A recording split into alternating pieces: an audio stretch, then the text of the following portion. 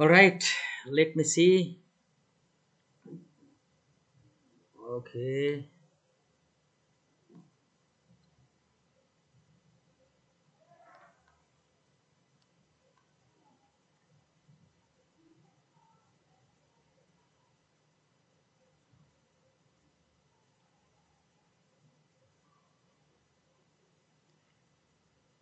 All right. Good evening, everybody. I hope you are doing very well. आप सबका बहुत बहुत स्वागत है. You are welcome to Complete English course. The next 4 months. The next 4 months will make you a master of English if you work sincerely. अगले 4 महीने will make बना देंगे आपको a master of English. English का उस्ताद. If यदि you work आप काम करोगे सिंसियरली मेहनत से. This is the Telegram channel and this is the name of the Telegram channel. So you should join this Telegram channel as soon as possible. Okay, तो आप सबका स्वागत है. You are welcome. देखो भाई, सबसे पहला चीज कि you should have confidence in your teacher. पहली बात तो ये है कि जब आपको गुरुजी मिल जाते हैं, when you get a capable शिक्षक, a capable teacher, तो उसके अंदर भरोसा जब जग जाए, जब आपको ये लगने लगे कि वाह, कि अब तो मुझे वो गुरुजी मिल गए हैं जो मुझे पहुंचा देंगे जहां मुझे पहुंचना है, ये भरोसा जब आ जाता है ना, तब से मैजिक होना शुरू होता है. The magic starts taking place from that point. तो देखिए भाई, मैं आपको बताऊं कि 2010 जो CGLE एग्ज़ाम हुआ था, उसमें I was one of the rankers. मैंने नौकरी करी सेंट्रल सेक्रेटरीट सर्विस में, 4-5 साल की नौकरी करी, एंड देन आई रिज़ाइंड. और फिर मैं अब आपको पढ़ा रहा हूँ. पढ़ाने का सिलसिला बहुत पुराना है. पहले मैं मैथ्स भी पढ़ाता था और रीजनिंग भी पढ़ाता था और GS भी पढ़ाता था. लेकिन वो तब की बात है जब मैं कभी एयरफोर्स नेवी मैट्रिक लेवल की एंट्री हुआ करती थी तब से. सो इट हैज़ लाइक 2002-2003 से मैंने शुरू किया पढ़ाना. और अभी एक बहुत लंबा अनुभव रह गया है. मतलब I have gone through such an experience कि हर तरह के एग्ज़ाम का मुझे अनुभव है. I have experience of all sorts of exams. मैंने खुद बहुत सारे एग्ज़ाम्स क्लियर भी किए हैं. और तो जब आपको कोई ऐसा कैपेबल टीचर मिल जाता है ना, जो आपको उंगली पकड़ के और ले जा सकता है वहां तक, I think that's good luck. मुझे लगता है वो सौभाग्य होता है आदमी का. और मुझे लगता है कि मैं कैपेबल हूँ. आप चाहे पढ़ने में कितने भी कमजोर क्यों ना हो, आपको मैं उंगली पकड़ के और आपकी मंजिल तक लेके जाऊंगा. एक सेंटेंस मैंने लिखा हुआ है कि I have trodden this path. इस रास्ते पे, ये सामने आपको जो इमारतें दिख रही हैं, the buildings that you can see, ये नॉर्थ ब्लॉक और साउथ ब्लॉक है, और सामने प्रेसिडेंट्स हाउस दिख रहा है. I have trodden this path. Trade मतलब होता है चलना. मैं इस रास्ते पे चल रहा हूँ and I can take you. मैं आपको ले जा सकता हूँ टू योर डेस्टिनेशन, आपकी मंजिल तक. आप भी शायद यहीं पहुँचना चाहते हैं. Most of you want to get a government job. आप में से अधिकांश लोग गवर्नमेंट जॉब पाना चाहते हैं. You want to become a government officer. So I believe I can do that. मुझे लगता है मैं ये कर सकता हूँ. तो you should have faith in me. आपको भरोसा होना चाहिए मेरे में. मज़ा आने वाला है. आप में से बहुत सारे लोग हैं जो इंग्लिश टीचर्स बनना चाहते हैं. बहुत सारे लोग हैं जो अपना मीडियम चेंज करना चाहते हैं. You want to write your UPSC exam in English. आप इंग्लिश में अपना UPSC एग्ज़ाम लेना चाहते हैं. बहुत सारे लोग अलग अलग तरह के एग्ज़ाम्स की तैयारी कर रहे हैं. आप सब लोगों को अपनी अपनी मंजिल, अपना अपना डेस्टिनेशन मिल जाएगा. That's for sure. ये सुनिश्चित है. ठीक है.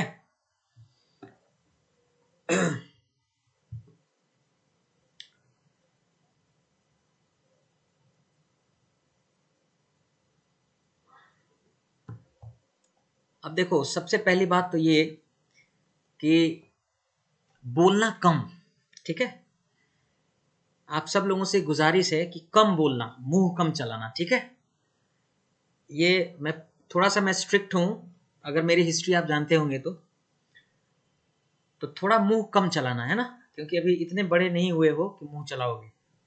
तो पूरे कोर्स के दौरान मैं आपको बता दूं, नेवर से कि ये चैप्टर शुरू करिए, नेवर से कि सर ये कब होगा। ठीक है, आप अपनी समस्या केवल बताओ, कभी भी किसी टीचर को ये मत बताओ कि ये कब से होगा या क्या चीज कब पढ़ना है ना। क्योंकि तुम हो कौन, है ना, तुम जानते हो कौन हो? तुम हो शून्य बटा सन्नाटा, नील बटा सन्नाटा। तुमको कुछ नहीं आता है और आज तक जितना पढ़े हो सब रद्दी है। That's all rubbish. अभी कोर्स के दौरान आपको मालूम चलेगा। आपसे मैं एक अपील करता हूं, जितना मैं आपको कहता हूं उतना आप करिए। जितने देर मैं आपको पढ़ा रहा होता हूं, जो भी मैं आपसे बोल रहा होता हूं, सिंसियरली आपको सुनिए। और अगर मैं आपको पढ़ाते हुए अगर कोई डाउट आ रहा है तो कमेंट बॉक्स में लिखिए, उस डाउट को पूछिए। ठीक है, बाकी अननेसेसरी कोई भी बात मत करिएगा, बिकॉज दैट्स एन इरिटेंट। मेरे लिए वो इरिटेंट होता है। ओके, 4 महीने बाद मैं आपको गारंटी देता हूं कि 4 महीने बाद तुम नहीं रहोगे, आप नहीं रहेंगे, आप अलग व्यक्ति हो जाएंगे। English will be your strength. ठीक है, देखो, इंग्लिश पढ़ने के लिए, इंग्लिश के बारे में सबसे इंपॉर्टेंट बात आपको बता दें। देखो, क्लासरूम पढ़ने से इंग्लिश नहीं आएगा। सिर्फ क्लासरूम पढ़ने से या बुक पढ़ने से इंग्लिश नहीं आएगी। किसी भी लैंग्वेज को सीखना, maths, physics, chemistry, bio, history, geography, उसको सीखने से अलग होता है। भाषा में कोई लॉजिक कम है। जैसे हिस्ट्री में, ज्योग्राफी में, साइंस में, मैथ्स में लॉजिक है। उसमें 2+2 4 होता है, 6+3 9 होता है, ऐसा। बट किसी भी लैंग्वेज में, किसी भी भाषा में, दुनिया की किसी भी भाषा में वो फॉर्मूला, वो लॉजिक, वो कंसिस्टेंट पैटर्न नहीं है। भाषा आप रट नहीं सकते हो कि पूरी भाषा आप रट जाओ। That's not possible. कोई किताब, कोई क्लास आपको भाषा सिखा नहीं सकता, रटवा नहीं सकता। भाषा सीखने के लिए सब एक ही रास्ता है, and the only way to do that is, जो एकमात्र रास्ता है वो करने का, वो है अंग्रेजी के साथ जुड़ाव, एक्सपोजर टू द लैंग्वेज। भाषा के साथ जुड़ाव बहुत जरूरी है। मैं सबके कमेंट में पढ़ता हूँ, तो मैं कमेंट्स का जवाब इसलिए नहीं देता हूँ, ये पहले ही क्लियर कर दूं कि अननेसेसरी होता है। आपके जो कमेंट्स होते हैं सब बचकाने हैं, चाइल्डिश हैं, और they don't deserve to be answered. उत्तर उनका अभी देने की आवश्यकता नहीं होती है। मुझे मालूम है कि in the course of the lessons, जब मैं पढ़ा रहा हूँगा तो पढ़ाने के दौरान ही सारी बातें आप सुनते चले जाएंगे, और जितने भी आपके डाउट्स हैं, जो भी आपकी क्वेरीज हैं, वो अपने आप रिजॉल्व होते चले जाएंगे। तो जैसे आप कमेंट लिख करके बहुत ये मत सोचना कि सर तुरंत जवाब दे दें। जब मुझे लगेगा कि हाँ इसका जवाब देने लायक है अभी तुरंत, तो मैं तुरंत जवाब दूंगा।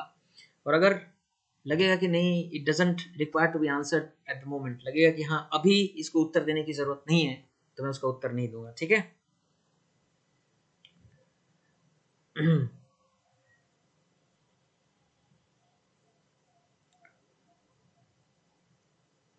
चलो, तो सिर्फ क्लास करने से या सिर्फ बुक पढ़ने से आपको नहीं आएगा इंग्लिश। इंग्लिश के लिए एकमात्र सीखने का तरीका, किसी भी भाषा को एकमात्र सीखने का तरीका है उस भाषा के साथ जुड़ाव। अगर 2 महीने बंगाल रह जाओगे, बंगाली आ जाएगी। 2 महीने पंजाब रह जाओगे, पंजाबी आ जाओगी। 2 महीने महाराष्ट्र रह जाओगे, मराठी आ जाएगा। तो उस भाषा के साथ जुड़ना बहुत जरूरी है, उस भाषा के माहौल में रहना, उस भाषा को सुनना जरूरी है। जितना लंबा समय बिताएंगे उस भाषा के साथ, जितना ज्यादा आप उस भाषा के साथ समय बिताएंगे, उतनी जल्दी आपको भाषा आएगी। तो अगर आप इंग्लिश सीखना चाहते हैं तो ज्यादा से ज्यादा समय आपको इंग्लिश के साथ बिताना पड़ेगा। यही एकमात्र रास्ता होता है भाषा को सीखने का। इसलिए मैं आप सब लोगों से अपील करता हूं कि 4 घंटे का समय, 4 आवर्स, है ना, रीडिंग को देना है रोज, डेली डेली करना है ना। और 4 घंटे, 1 घंटे प्लस आपको जो है लिसनिंग के लिए देना है। लिसनिंग, सुनना है, अंग्रेजी में कुछ भी सुनो। ठीक है, क्या पढ़ना है, कुछ भी पढ़ सकते हो। जैसे आप फिल्मी गपशप की मैगजीन्स आती हैं, स्पोर्ट्स मैगजीन्स आती हैं, न्यूज़पेपर आता है, आप जो LKG UKG क्लास 1 2 3 उनकी बुक्स आती हैं, या छोटे बच्चों की मैगजीन्स आती हैं, या NCERT बुक्स हैं, क्लास 1 2 3 की बुक्स हैं, या आप कोई नॉवेल पढ़ना चाहते हो, स्टोरी पढ़ना चाहते हो। लेकिन अगर आप बिगिनर हैं तो you should start with the simplest thing. आपको सबसे सरल चीज से शुरू करना चाहिए। पुरानी किताब जो एलकेजी यूकेजी क्लास 1 2 3 की मिले उसी से शुरू करो एकदम, अगर आप बिगिनर हो तो। बाकी अगर आप ऑलरेडी इंग्लिश जानते हैं, if you can read English and understand it, तो आप अपने जिसमें आपका मन लगता हो, जो आपका चॉइस या प्रेफरेंस है, उसके हिसाब से आप अपना रीडिंग कर सकते हैं। रीडिंग कुछ भी कर सकते हो, इट्स अप टू यू, आपके ऊपर निर्भर करता है। जहाँ तक लिसनिंग की बात है, लिसनिंग कुछ भी कर सकते हो। जैसे मैं अभी इस टेलीग्राम चैनल की मैं बात कर रहा था, आप इस टेलीग्राम चैनल पे ब्राउज करना, बहुत सारे इंग्लिश में टेक्स्ट हैं, अंग्रेजी में लिखी हुई पैसेजेस हैं, जिनको पढ़ के मैंने उसकी हिंदी समझाई है। बहुत सारे आपको इसी टेलीग्राम चैनल पे आपको वीडियो लिंक्स मिलेंगे जिसमें मैंने एडिटोरियल पढ़ाया हुआ है। तो एडिटोरियल द हिंदू के एडिटोरियल्स हैं, उन द हिंदू के एडिटोरियल्स को एक एक लाइन पढ़ के उसका हमने मीनिंग बताया हुआ है। तो आप जो है उसको भी रीडिंग कर सकते हैं। लिसनिंग में क्या कर सकते हैं, आप यूट्यूब पर लिख दीजिए इंटरव्यू, न्यूज़ बुलेटिन, कोई स्पीच, या लिख दीजिए स्टोरीज इन इंग्लिश, इंग्लिश में कहानी है, स्टोरीज फॉर किड्स, स्टोरीज मतलब कहानियां फॉर किड्स, बच्चों के लिए इन इंग्लिश, इंग्लिश में, ऐसा करके सर्च बॉक्स में लिख दीजिए। आप सर्च करेंगे तो बहुत सारे ऑप्शंस आएंगे जिसमें इंग्लिश में आपको स्टोरी सुनाएंगे। अगर आप इंटरव्यू देंगे तो इंटरव्यू, स्पीच होगा तो स्पीच, न्यूज़ बुलेटिन होगा तो न्यूज़ बुलेटिन। आपको जो पसंद आता हो, आप स्टैंड अप कॉमेडी भी सुन सकते हैं। आप कोई फिल्म, इंग्लिश फिल्म है, इंग्लिश टेलीविजन सीरीज है नेटफ्लिक्स पे, अमेजोन पे, आप उसको भी देख सकते हो। बट शर्त यही है, the condition is that it should be in English.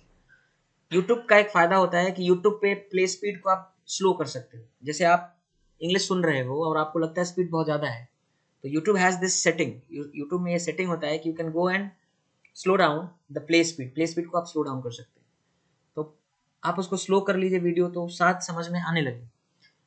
देखिए एकदम जब पहली बार शुरू करते हैं रीडिंग लिसनिंग, 5% समझ में आता है। अगर आप बिगिनर हैं, 1%, 2%, 5%, 10% समझ में आएगा। तो यू शुडंट एक्सपेक्ट। और देखो, रीडिंग करने का मतलब बहुत लोग समझते हैं उसको मंत्र की तरह पाठ करना नहीं, वो कविता की तरह उसको पाठ नहीं करना है, मंत्र की तरह जपना नहीं है। रीडिंग करने का मतलब होता है कि जो भी आप पढ़ रहे हैं वो क्या अर्थ है उसका, उसका मीनिंग समझ में आना चाहिए। तो आप जो है शुरू में इसी टेलीग्राम चैनल पे जो हमने पढ़े हुए हैं, अखबार के एक्सट्रैक्ट्स हैं, अखबार के कुछ अंश, उसको हमने फोटो शेयर किया है, फिर उसी को पढ़ के उसकी हिंदी समझाई है, या हमने द हिंदू एडिटोरियल के एडिटोरियल वीडियोज समझाए हैं, उसमें एक एक सेंटेंस को पढ़ के उसकी हिंदी बता रहे हैं। शुरुआत में आप उससे हेल्प ले सकते हैं, और कोशिश ये करिए कि जितना आसान हो सके एलकेजी यूकेजी क्लास 1 2 3 उनकी किताबों से आप शुरू करें, क्योंकि उनको पढ़ना समझना आसान रहेगा, और समझ में भी कम आएगा शुरू में। इसका मतलब ये नहीं कि छोड़ दीजिएगा कि हाँ समझ में नहीं आ रहा है तो उसको छोड़ दिया हमने। आपको स्ट्रगल करना पड़ेगा, जूझना पड़ेगा। शुरुआत के 21 दिन, the first 21 days, that is going to be a challenge, मतलब एक चुनौती होती है, उसमें मन नहीं लगता है पढ़ने में और बड़ा कठिनाई होती है। लेकिन जब आप 21 दिन पार कर जाएंगे तब आपकी सहजता काफ़ी बढ़ जाती है। तो for the first 21 days you have to be very very discipline, आपको बहुत अनुशासित रहना पड़ेगा। ये सारी बातें समझ लो, और इंग्लिश सीखने के लिए ये बहुत ज़रूरी है, यही एकमात्र रास्ता है।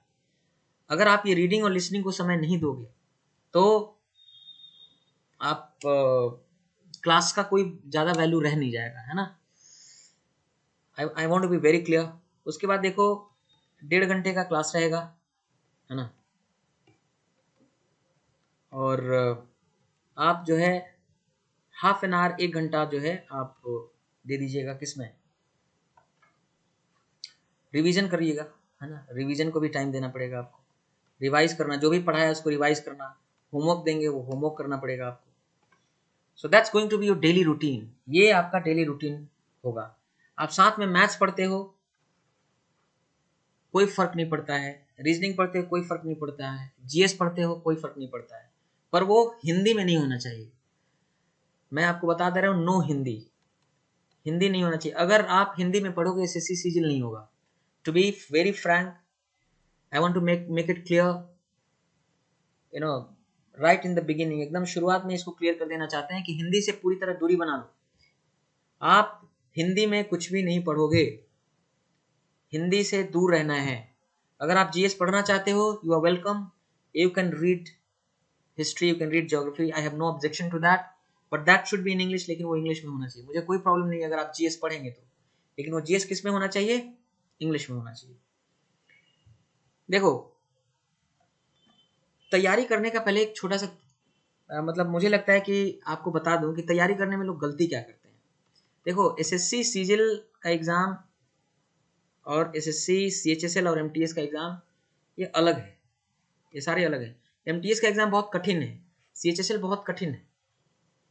सीरियसली आपको एमटीएस और सीएचएसएल इसलिए कठिन है बिकॉज आउट ऑफ 100 आप समझ लीजिए कि 92 क्वेश्चंस 93 क्वेश्चंस करेंगे तब आपका सिलेक्शन होगा।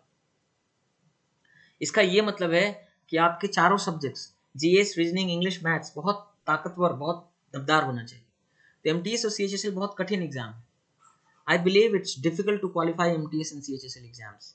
सीजीएल एग्जाम बहुत आसान है। सीजीएल एग्जाम में तैयारी करते हुए क्या क्या करना चाहिए? रोज आप 8 से 9 घंटे की पढ़ाई करो, है ना। हिंदी नहीं होना चाहिए, नो हिंदी। टीयर 1 की तैयारी नहीं करनी है, टीयर 1 की तैयारी नहीं करनी है। From the very first day, पहले ही दिन से टीयर 2 की तैयारी करनी है और जीएस नहीं पढ़ना है। ये अगर सीजीएल करना चाहते हो तो ये काम करना पड़ेगा आपको।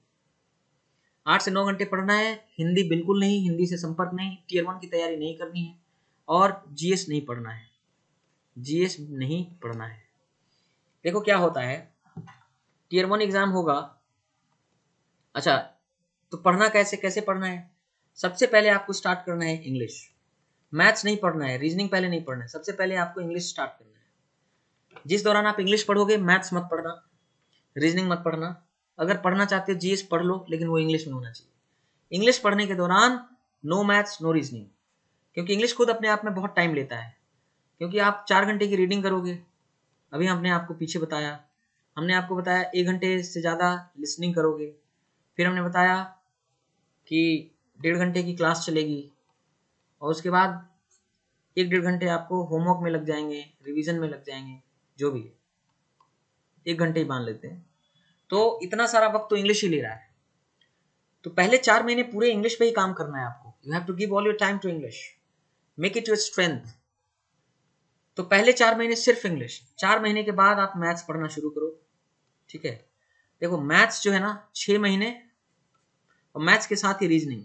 आपको मालूम होगा कि रीजनिंग जो होता है वो भी मैथ्स जैसा ही होता है, क्वांटिटेटिव एप्टीट्यूड कह सकते हैं रीजनिंग को भी, it's part of the quantitative aptitude section.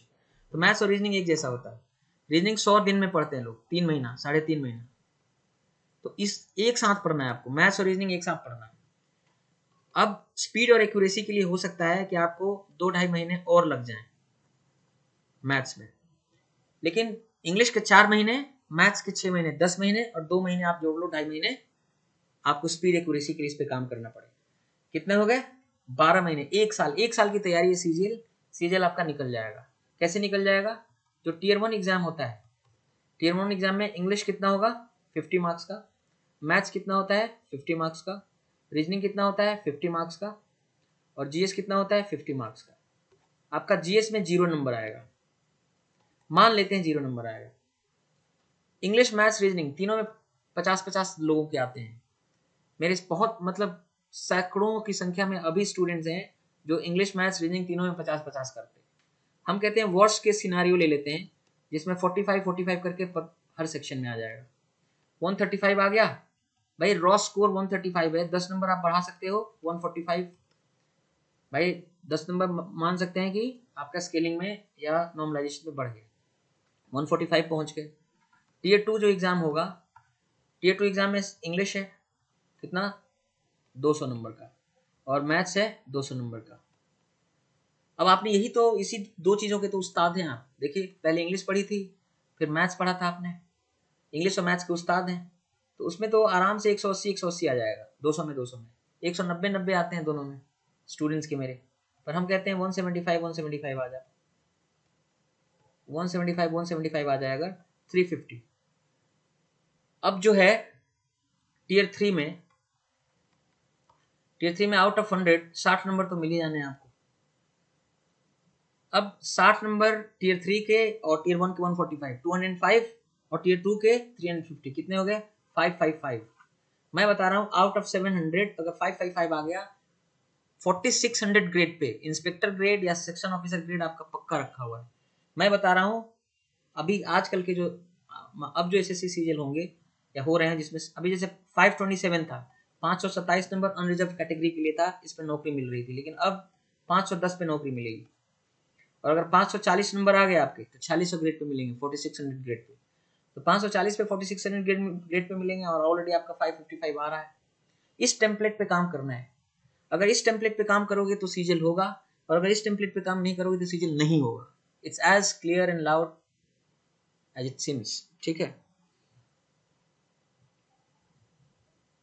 तो अब देखिए ये बहुत लोग गलती करते हैं, उनको जीएस पढ़ते रहते हैं। जीएस का कोई मतलब नहीं है, GS has no importance at all when it comes to the CGL exam. Tier 1 की तैयारी करनी ही नहीं है, सोचना ही नहीं है उसके बारे में। आपको डे 1 से टीयर 2 की तैयारी करनी है। Hindi, no Hindi at all. अगर आपको हिंदी प्रेम है, हिंदी में अखबार पढ़ रहे हैं, हिंदी में ज्यादा आपका लेना देना है, दैट्स वेरी डेंजरस। और 8-9 घंटे कंसिस्टेंटली रोज पढ़ना है आपको। कुछ लोग होते हैं जैसे आज 15 घंटा 16 घंटा पढ़ लिए, कल 2 घंटा पढ़ लिए, दैट डजंट वर्क, वो काम नहीं करेगा। एक दिन 15 घंटा, अगले दिन 2 घंटा, दैट्स नॉट गुड। कंसिस्टेंटली 8 से 9 घंटा रोज आपको पढ़ना है। ठीक है, तो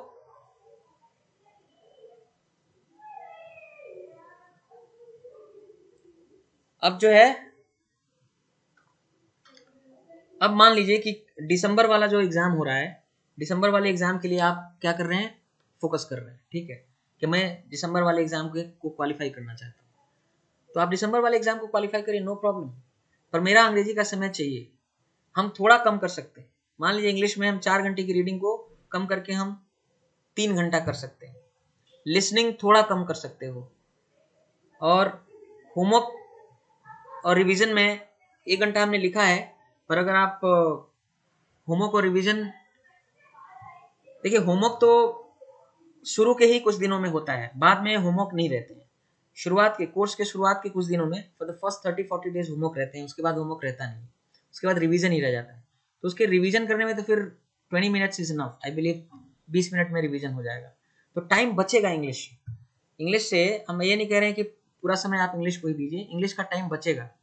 लेकिन अगर आप 18-20 साल के हैं और आपको अब तक इंग्लिश नहीं आई, और आप ये सोच रहे हैं कि सिर्फ 2-3 घंटा पढ़ने से इंग्लिश आ जाएगी, तो इतनी बेईमानी मत करिए, है ना।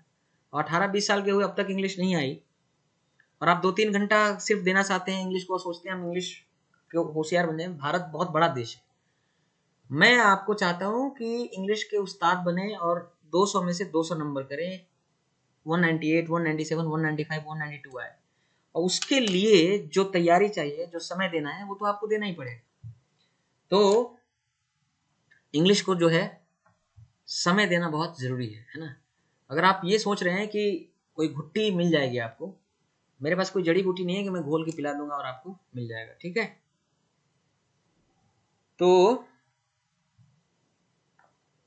ये कौन बच्चा है? अजय गुर्जर कह रहा है सर क्लास स्टार्ट कीजिए प्लीज, पढ़ाइए प्लीज रोहित कुमार। ये कहाँ से आए हो तुम लोग यार? अभी तुम लोगों को समझाया ना, एकदम कीड़ा मकोड़ा ही रहोगे तुम लोग। हमने बोला कि don't tell me what to do and what not to do. जैसे संस्कार माँ बाप के लेके आते हो ना, वो सब दिखा देते हो, एक बार में तुम लोगों को बात नहीं समझ में आता है। 18-20 साल तक घूमते रहे, आवारागर्दी करते रहे, सड़कों को सड़क छाप बने रहे, कुछ बदलना है कि नहीं? Do you want to change something about yourself, कि ऐसे ही सड़क छाप बने रहोगे, खाली कोचिंग कोचिंग करते रहोगे? कुछ कायदे की बात सुनो और उसको अपने हिसाब से उसमें जो एडजस्टमेंट करना है करो, if you want to do something, है ना।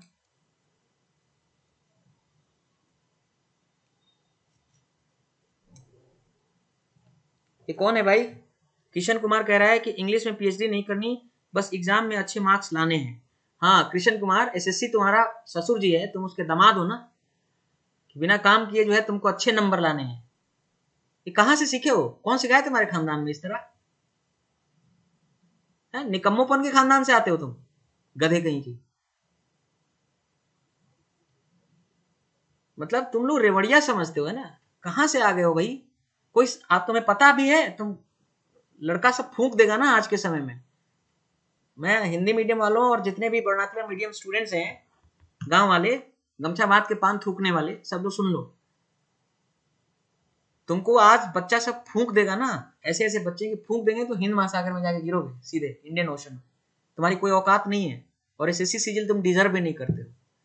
कुछ चांस बनाना चाहते हो तो जो निकम्मापन का संस्कृति और संस्कार है छोड़ो, and you have to walk, है ना? तुम कोई शॉर्टकट ढूंढ रहे हो क्या 20 साल से, 15 साल से, कि तुम्हें कोई शॉर्टकट मिल जाएगा? काम करना पड़ेगा, ठीक है?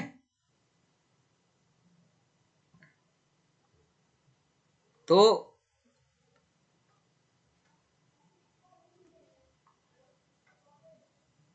जैसे मान लीजिए कोई, जैसे मान लीजिए ऑलरेडी इंग्लिश मीडियम का कोई स्टूडेंट है, उसकी रीडिंग ठीक है, तो आप 3 घंटे 4 घंटे रीडिंग करने की जरूरत नहीं है आपको, आप 1 1.5 घंटे रीडिंग करो, that's fine.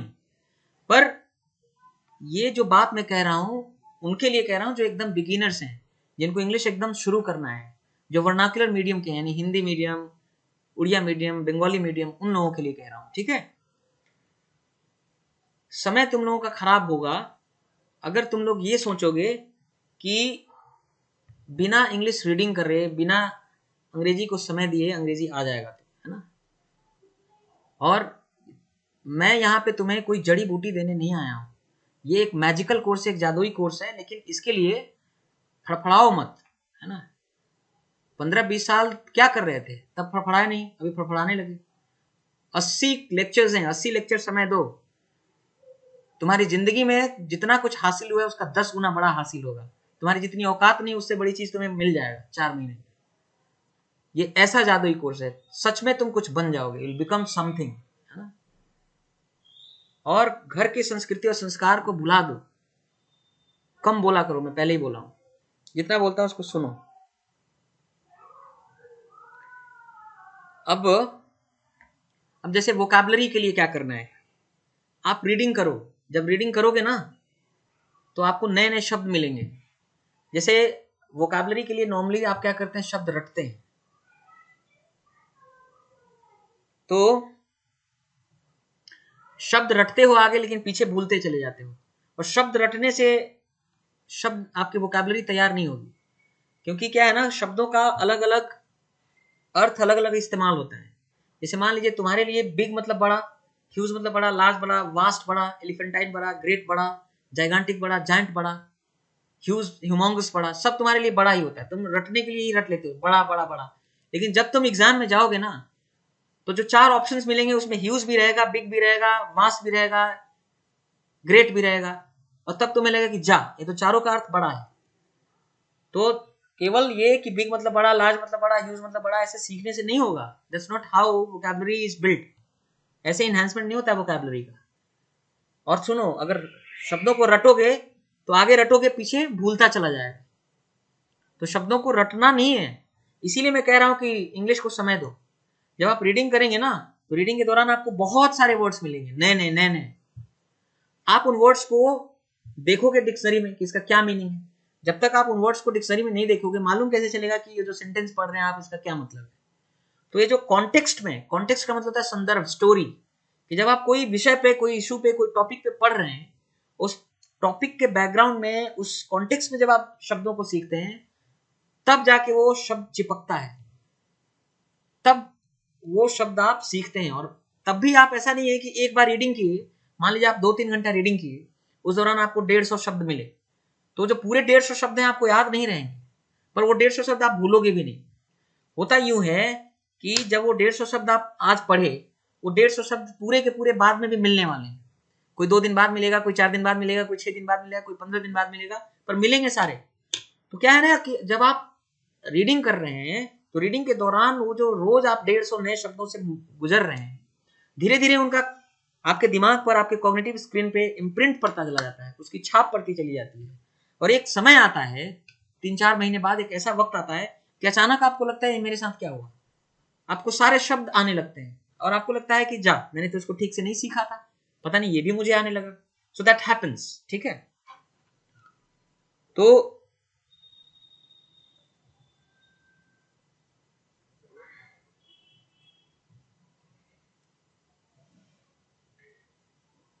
All right,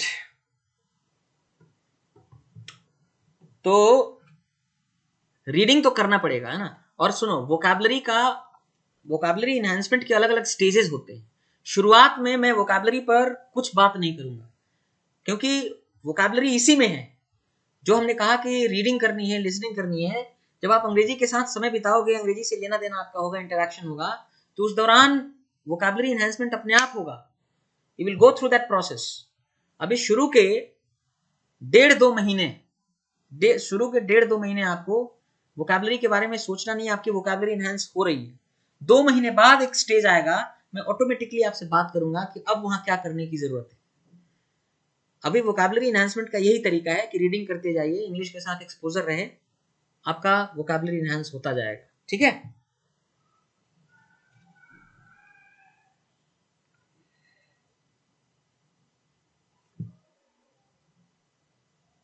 alright. अब देखिए, इंग्लिश जो है, इंग्लिश क्या है, व्हाट इज इंग्लिश? तो इंग्लिश है अ ग्रुप ऑफ वर्ड्स, शब्दों का समूह, वो इंग्लिश है। जैसे हमने कहा कि इज ग्रेट इंडिया कंट्री ए। अब अ ग्रुप ऑफ वर्ड्स, शब्दों का समूह। भाई अगर आप किसी छोटे बच्चे से पूछे इंग्लिश क्या है, तो आपको इंग्लिश का कोई न्यूज़पेपर, इंग्लिश की कोई किताब लेके आएगा और दिखाएगा, कहेगा देखो सर ये इंग्लिश है। और सच में वही इंग्लिश है, वो जो इंग्लिश की किताब, इंग्लिश का न्यूज़पेपर ला रहा है, वही तो इंग्लिश है। और उसमें है क्या? अ ग्रुप ऑफ वर्ड्स, शब्दों का समूह। तो वर्ड्स का जो ग्रुप है, इंग्लिश शब्दों का जो समूह है, वो इंग्लिश है। तो ऐसे में मैंने ये लिखा group of words, is great India country a. क्या ये इंग्लिश है? ये भी तो ग्रुप ऑफ वर्ड्स है, ये इंग्लिश नहीं है। इसका मतलब ये है कि सिर्फ ये कह देना कि ग्रुप ऑफ वर्ड्स काफी नहीं है। अगर आप इसको सिस्टमेटिकली अरेंज कर देंगे, जैसे आप लिख देंगे कि India is a great country, Bharat एक महान देश है, अब ये इंग्लिश हो गया, क्योंकि मीनिंगफुल है। तो वही वर्ड्स थे, 1 2 3 4 5 वर्ड्स थे, मैंने उसको अब सिस्टमेटिकली अरेंज कर दिया, तो मीनिंगफुल हो गया, अर्थपूर्ण हो गया, अब ये इंग्लिश हो गया। तो इंग्लिश होने के लिए क्या होना चाहिए? ग्रुप ऑफ वर्ड्स, शब्दों का समूह, सिस्टमेटिकली अरेंज्ड। शब्दों का समूह कैसा होना चाहिए? सिस्टमेटिकली अरेंज्ड होना चाहिए, एंड मीनिंगफुल। और क्या होना चाहिए? मीनिंगफुल होना चाहिए, अर्थपूर्ण होना चाहिए। तो जब ग्रुप ऑफ वर्ड, शब्दों का समूह, जब उसको आप सिस्टमेटिकली अरेंज करेंगे ना, तो अपने आप क्या हो जाएगा? वो मीनिंगफुल हो जाएगा, फिर वो इंग्लिश हो जाएगा। तो इंग्लिश क्या है? तो इंग्लिश है अ ग्रुप ऑफ वर्ड, शब्दों का समूह। और कैसे शब्द? सिस्टमेटिकली अरेंज्ड, उन वर्ड्स का सिस्टमेटिक अरेंजमेंट होता है और मीनिंगफुल, अर्थपूर्ण होते हैं। तो इज ग्रेट इंडिया कंट्री ए, ये इंग्लिश नहीं है, लेकिन इसी को जब आप सिस्टमेटिकली अरेंज कर दिए और मीनिंगफुल हो गया, जब ये अर्थपूर्ण हो गया कि India is a great country, Bharat है एक महान देश, इसका अर्थ बनने लगा, अब ये इंग्लिश हो गया। अब इंग्लिश जो है ना, अलग अलग लेवल्स पे इंग्लिश के डिफरेंट लेवल्स। अब जैसे अगर मैं लिखता हूं कि आई एम अ टीचर, मैं एक शिक्षक हूं, and she is a doctor, वो एक डॉक्टर है, तो ये इंग्लिश है, ये भी इंग्लिश है। लेकिन अगर हम ये बोलते हैं कि माई बेस्ट फ्रेंड, मेरा सबसे अच्छा दोस्त, ये भी इंग्लिश है। और अगर आप बोलते हैं बेस्ट, ये भी इंग्लिश है। तो इंग्लिश के ये डिफरेंट लेवल्स हैं। इंग्लिश जो पाई जाती है, वो इंग्लिश अलग अलग स्तरों पे पाई जाती है। आप सोचिए जरा, इसकी एक तुलना करते हैं। कभी आप सब्जी आधा किलो खरीदते हैं, कभी आप 1 किलो, कभी 3 किलो, कभी 5 किलो, पर सब्जी तो ये भी है, सब्जी ये भी है, सब्जी ये भी है, सब्जी ये भी है। All of them are vegetables. All of them are packets, different packets of vegetables. This is the smallest packet. This one is a bit bigger. ये थोड़ा बड़ा पैकेट है, ये थोड़ा और बड़ा है, थोड़ा ये और बड़ा है, पर सब्जी तो ये भी है, सब्जी ये भी है, सब्जी ये भी है, सब्जी ये। तो जिस तरह से सब्जी के छोटे बड़े पैकेट्स हैं, छोटे बड़े लेवल्स हैं, उसी तरह से बेस्ट जो है ये भी इंग्लिश है, माई बेस्ट फ्रेंड ये भी इंग्लिश है, I am a teacher and she is a doctor ये भी इंग्लिश है। अब हमने पीछे इंग्लिश का क्या डेफिनेशन बताया था? इंग्लिश का डेफिनेशन बताया था अ ग्रुप ऑफ वर्ड्स, शब्दों का समूह। कैसा समूह? Systematically arranged. शब्दों का एक सिस्टमेटिक अरेंजमेंट होना चाहिए, एक सिस्टम के हिसाब से उनकी सजावट होनी चाहिए, एंड मीनिंगफुल और अर्थपूर्ण होना चाहिए, तब इंग्लिश बनता है। और देखिए तीनों में ये ग्रुप ऑफ वर्ड्स है, शब्दों का समूह है, और सिस्टमेटिकली अरेंज्ड है यहाँ वर्ड्स, और ये मीनिंगफुल है इसलिए इंग्लिश है। ये भी क्या है? अ ग्रुप ऑफ वर्ड्स, शब्दों का समूह है, सिस्टमेटिकली अरेंज्ड है, मीनिंगफुल है इसलिए इंग्लिश है। ये भी अ ग्रुप ऑफ वर्ड्स, ये शब्दों का एक समूह है, ये ऐसा समूह है जिसमें एक ही शब्द आया है, सिस्टमेटिकली अरेंज्ड है। अब जब एक ही शब्द है तो उसके अरेंजमेंट की कोई दिक्कत ही नहीं, कहीं भी लिख दो अरेंज्ड है, मीनिंगफुल है, अर्थपूर्ण है, इसलिए क्या है? ये इंग्लिश है। तो इंग्लिश के डिफरेंट लेवल्स होते हैं। इंग्लिश का ये जो लेवल होता है इसको हम क्या बोलते हैं? वर्ड। इंग्लिश का ये जो लेवल है इसको फ्रेज बोलते हैं, ये फ्रेज है। और इंग्लिश का ये जो लेवल है इसको हम सेंटेंस बोलते हैं। अब थोड़ा सा फर्क समझना होगा। एक और लेवल होता है जिसको हम क्लॉज बोलते हैं, उसके बारे में भी अभी आपको बताएंगे। देखो सेंटेंस जो होता है ना, सेंटेंस की खासियत ये है कि सेंटेंस के अंत में आपको एक फुल स्टॉप मिलेगा, ये डॉट, इसको फुल स्टॉप बोलते हैं, या क्वेश्चन मार्क मिलेगा, या आपको एक्सक्लेमेशन मार्क मिलेगा। ये क्या बताते हैं कि बात यहाँ के खत्म हो गई, कोई बात यहाँ के खत्म हो गई। सेंटेंसेस जो होते हैं ना उनके अंत में फुल स्टॉप आते हैं, क्वेश्चन मार्क, एक्सक्लेमेशन मार्क आते हैं, क्योंकि कोई भी सेंटेंस एक पूरी बात होती है, वो जाके बात वहां जाके खत्म हो जाती है। तो बात खत्म हो गई ये दिखाने के लिए full stop, question mark, exclamation mark आता है। सेंटेंसेस की ये निशानी कि सेंटेंसेस के अंत में आपको full stop, question mark, exclamation mark मिलेगा। सेंटेंसेस की दूसरी खासियत क्या है? सेंटेंस क्या होता है? वो पूरी बात को कहता है, it gives a complete sense, ये आपको पूरा अर्थ देगा। लेकिन कोई फ्रेज पूरा अर्थ नहीं देता है। जैसे ये जो फ्रेज है कि माई बेस्ट फ्रेंड, मेरा सबसे अच्छा दोस्त, क्या ये कंप्लीट सेंस दे रहा है? नहीं। अगर आप किसी से कहें माई बेस्ट फ्रेंड, मेरा सबसे अच्छा दोस्त, तो क्या समझा? कोई पूरी बात कह पाए? आप नहीं कह पाए। लेकिन अगर आप यही कहें कि मेरा बेस्ट फ्रेंड आ रहा है आज, my best friend is coming today, तो जब आप ये बोल रहे हैं ना कि my best friend is coming today, तब वो सेंटेंस हो गया, पूरी बात हो गया। अगर आप ये लिखते हैं कि माई बेस्ट फ्रेंड, मेरा जो बेस्ट फ्रेंड है, इज कमिंग, आ रहा है, टुडे, आज, आप ऐसे लिखते हैं, अंत में फुल स्टॉप लगाना पड़ता। My best friend is coming, मेरा बेस्ट फ्रेंड आ रहा है टुडे, आज, ये सेंटेंस हो जाता है, क्योंकि पूरी बात कह रहा है, अंत में क्या आ रहा है? फुल स्टॉप आ रहा है। लेकिन केवल अगर आप माई बेस्ट फ्रेंड कहेंगे, मेरा सबसे अच्छा दोस्त, ये कंप्लीट सेंस नहीं दे रहा है, पूरी बात नहीं कह रहा है, इसके अंत में आप फुल स्टॉप नहीं देखेंगे, क्वेश्चन मार्क नहीं देखेंगे, एक्सक्लेमेशन मार्क नहीं देखेंगे। तो फ्रेज में और सेंटेंस में ये डिफरेंस है, ये अंतर है, ठीक है। तो फ्रेज अधूरा अर्थ देता है, पूरी बात नहीं कहता, जबकि सेंटेंस पूरा अर्थ देता है, पूरी बात कहता है। सेंटेंस के अंत में फुल स्टॉप मिलेगा, क्वेश्चन मार्क मिलेगा, एक्सक्लेमेशन मार्क मिलेगा, जबकि फ्रेज के अंत में ना क्वेश्चन मार्क मिलेगा, ना एक्सक्लेमेशन मार्क मिलेगा, ना फुल स्टॉप मिलेगा। ये फ्रेज में नहीं होगा। वर्ड तो आप जानते हैं। अच्छा, फ्रेज भी और सेंटेंस भी दोनों एक से ज्यादा वर्ड से मिलकर बने होते हैं। फ्रेज में भी एक से ज्यादा वर्ड होता है, सेंटेंस में भी एक से ज्यादा वर्ड होता है, लेकिन दोनों का बेसिक जो डिफरेंस है वो यही है कि सेंटेंस पूरी बात कहता है, अंत में फुल स्टॉप होगा, क्वेश्चन मार्क होगा, एक्सक्लेमेशन मार्क होगा, लेकिन फ्रेज पूरी बात नहीं कहता, इनके अंत में फुल स्टॉप नहीं होगा, क्वेश्चन मार्क नहीं होगा, और एक्सक्लेमेशन मार्क नहीं होगा। एक्सक्लेमेशन मार्क ऐसा होता है, क्वेश्चन मार्क ऐसा होता है, सब तो मालूम ही होगा, और फुल स्टॉप ऐसे बिंदी, फुल स्टॉप बोलते हैं। अब क्लॉज क्या होता है? क्लॉज भी एक लेवल होता है। क्लॉज क्या लेवल होता है? जैसे अगर मैं लिखता कि शी इज अ डॉक्टर,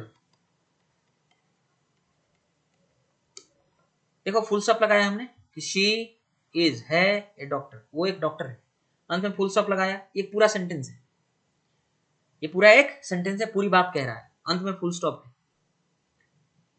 तो अगर इस तरह का कोई यूनिट होता है जो पूरी बात कहता है, शी इज अ डॉक्टर पूरी बात कहे, और अगर वो फुल स्टॉप आ गया मतलब इंडिपेंडेंट है, स्वतंत्र है, अपने आप में पूरा है, तब तो सेंटेंस। लेकिन अगर वो किसी बड़े सेंटेंस का पार्ट या हिस्सा है, तब क्लॉज बोलते हैं। तो शी इज अ डॉक्टर, अभी यहाँ पे, अभी इधर यहाँ पे ये सेंटेंस तो है, लेकिन यही शी इज अ डॉक्टर अगर यहाँ आप देखेंगे, मैं रेड इंक से इसको हाईलाइट करूं, अगर आप यही शी इज अ डॉक्टर को आप यहाँ देखेंगे ना, ये एक क्लॉज है, it is a clause here, यहाँ ये एक क्लॉज है। अगर अकेले आप लिखे होते ना कि शी इज अ डॉक्टर और अंत में फुल स्टॉप लगाए होते, तब ये सेंटेंस कहलाता, लेकिन यही शी इज अ डॉक्टर जब एक बड़े सेंटेंस का हिस्सा है, तब ये क्या है, क्लॉज। तो ये एक एक्चुअली क्लॉज है, यहां से लेके और यहां तक।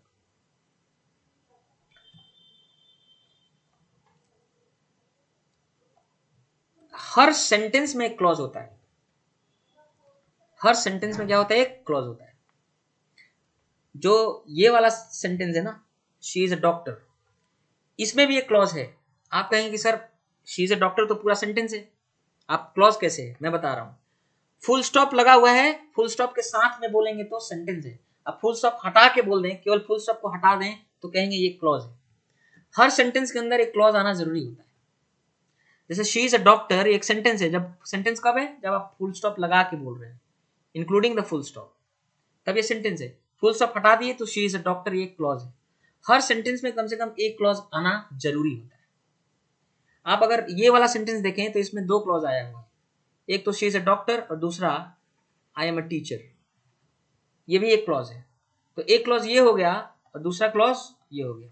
इस सेंटेंस में दो क्लॉजेस हैं, जबकि शी इज अ डॉक्टर इस वाले सेंटेंस में यहां से लेके यहां तक ये पूरा एक ही क्लॉज है। समझ में आ रहा है कि नहीं आ रहा? अब आप बताइए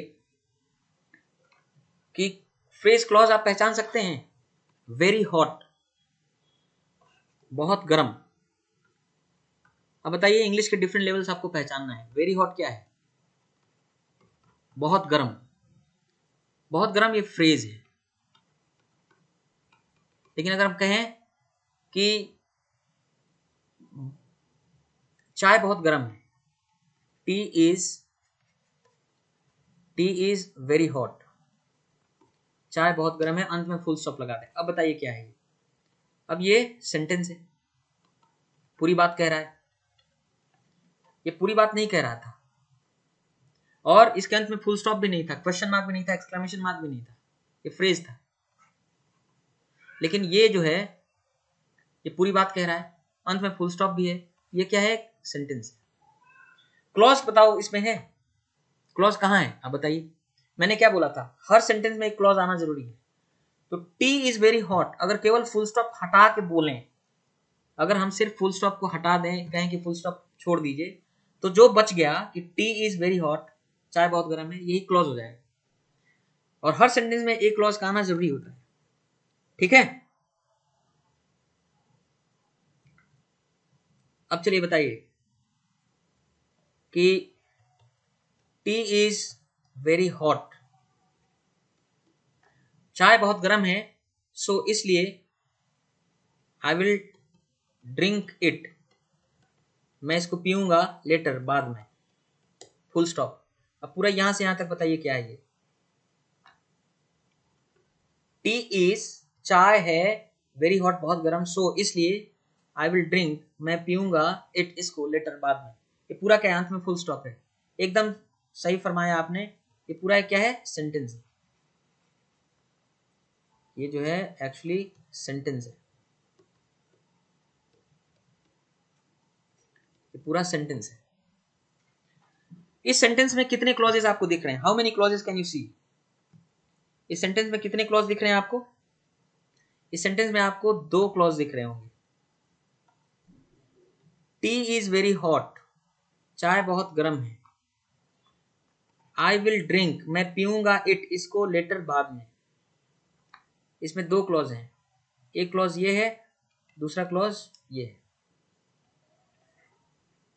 तो सेंटेंस तो पूरा एक है, देखिए अंत में फुल स्टॉप लगा था, सेंटेंस पूरा एक है बड़ा सा।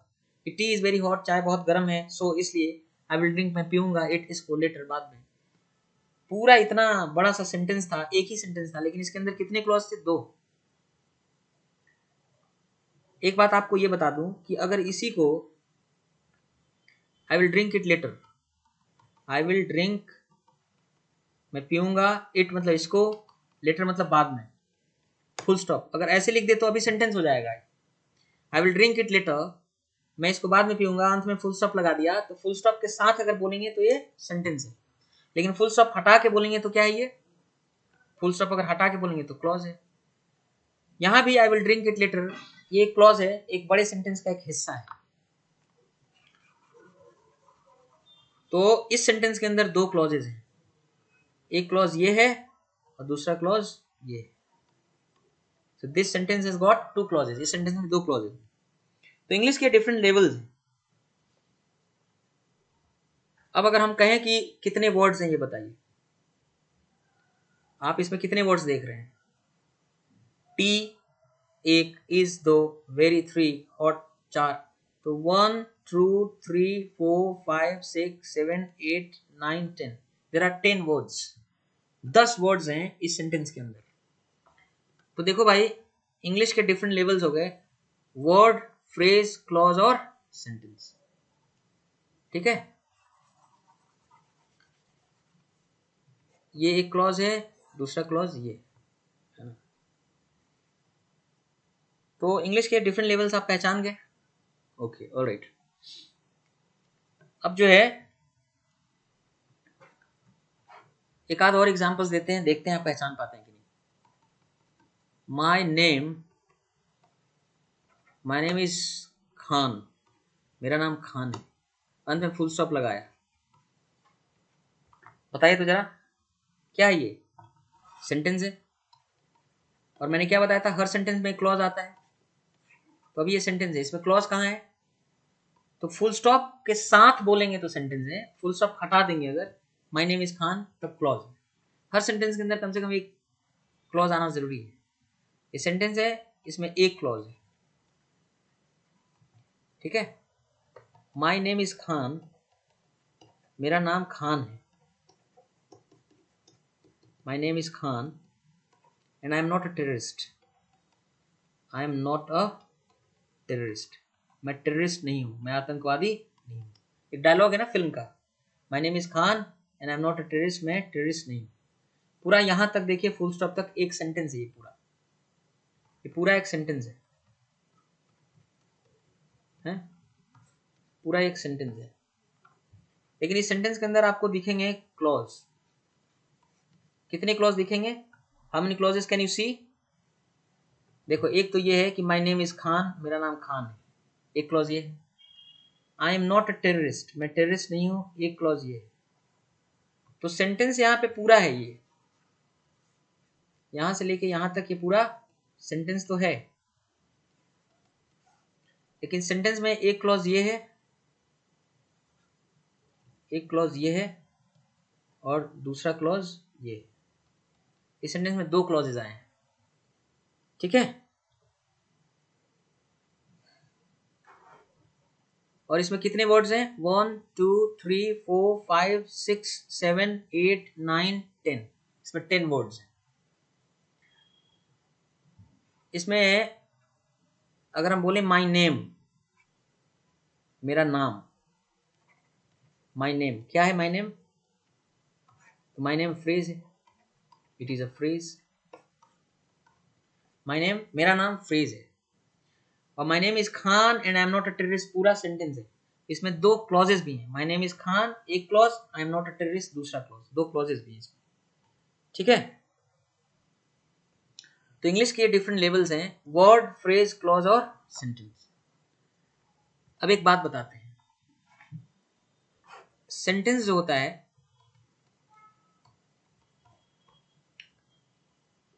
सेंटेंस को वाक्य बोलते हैं हिंदी में। वाक्य को वाक से बना है, वाक बात से बना है। मतलब हर सेंटेंस एक बात होता है और हर बात एक सेंटेंस होता है। बात समझ लीजिएगा कि इंग्लिश में बातें करेंगे मतलब इंग्लिश में आप सेंटेंसेस करेंगे, बातें लिखेंगे यानी सेंटेंसेस लिखेंगे। तो हर सेंटेंस एक बात होता है। और इंग्लिश में जब भी कोई बात आप लिखते या बोलते हैं, यानी जब भी कोई सेंटेंस लिखते या बोलते हैं, तो ध्यान रखिएगा कि इंग्लिश में सिर्फ 5 चीजें हैं, उन्हीं 5 चीजों से कोई भी बात बनती है। ये 5 चीजें क्या होती हैं? ये 5 चीजें हैं, subject, verb, object complement adverbial. और याद रखिएगा ये 5 पुर्जे हैं, 5 कंपोनेंट्स। ये किसको बनाते हैं? तो ये 5 पुर्जे सेंटेंस को बनाते हैं, और सेंटेंस की जैसा ही होता है क्लॉज। तो किसी क्लॉज या किसी सेंटेंस को बनाने वाले 5 पुर्जे हैं। सब्जेक्ट, वर्ब, ऑब्जेक्ट, कॉम्प्लीमेंट और एडवर्बियल। अंग्रेजी में कोई क्लॉज, कोई भी सेंटेंस बनता है ना, हर क्लॉज में, हर सेंटेंस में आपको कम से कम 2 कंपोनेंट्स जरूर दिखेंगे। ये 2 कंपोनेंट्स क्या हैं? एक तो है सब्जेक्ट और दूसरा है वर्ब। ये 2 जरूर दिखेंगे। बिना सब्जेक्ट और वर्ब के कोई सेंटेंस, कोई बात इंग्लिश में, कोई क्लॉज संभव नहीं। ऑब्जेक्ट, कॉम्प्लीमेंट, एडवर्बियल, ये जो 3 चीजें हैं ये हो भी सकते हैं और ये नहीं भी हो सकते हैं, पर ये दोनों का होना जरूरी है।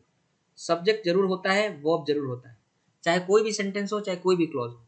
जरा पीछे मुड़ के चलते हैं, जो सेंटेंसेस और क्लॉजेस हमने लिखे थे, जरा आप देखिए। ये जो सेंटेंस लिखा है माय नेम इज खान,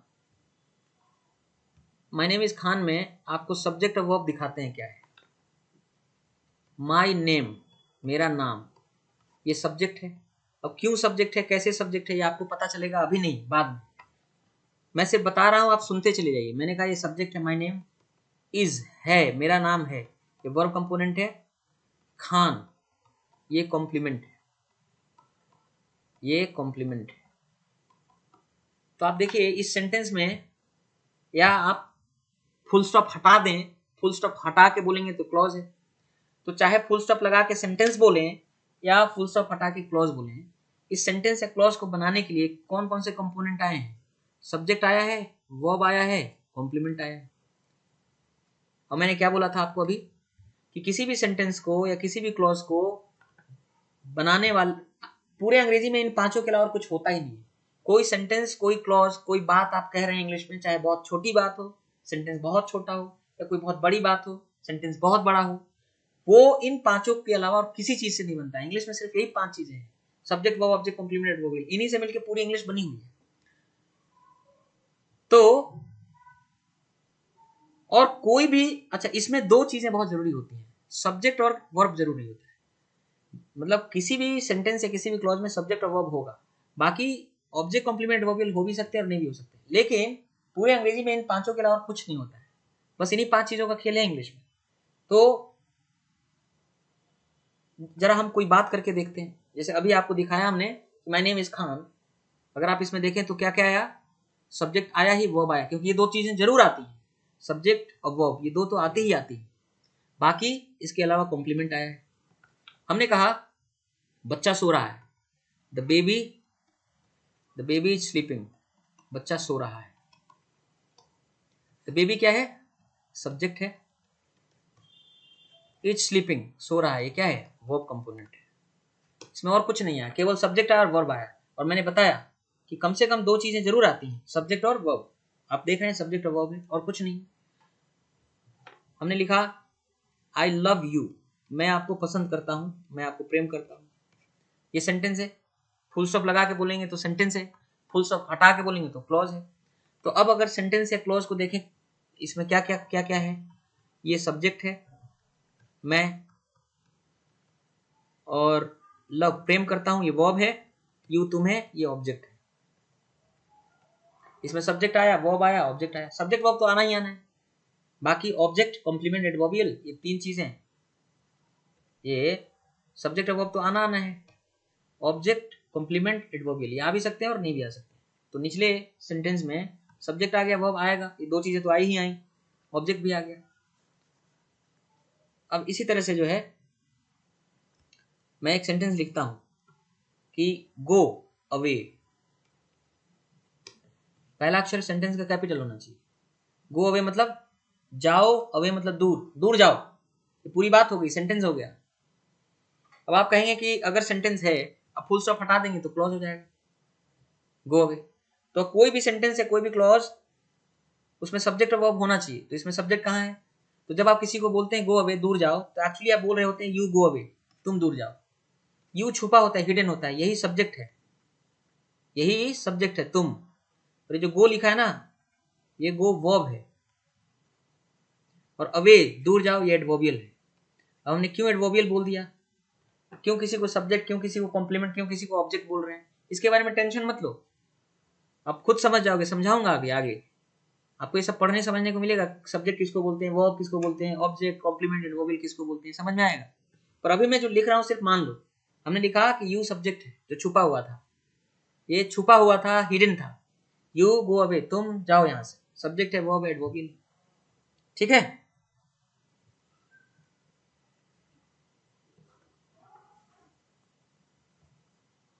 अब जो है ऐसा भी सेंटेंस होता है interrogative sentence, where is my sweater, मेरा स्वेटर कहाँ है।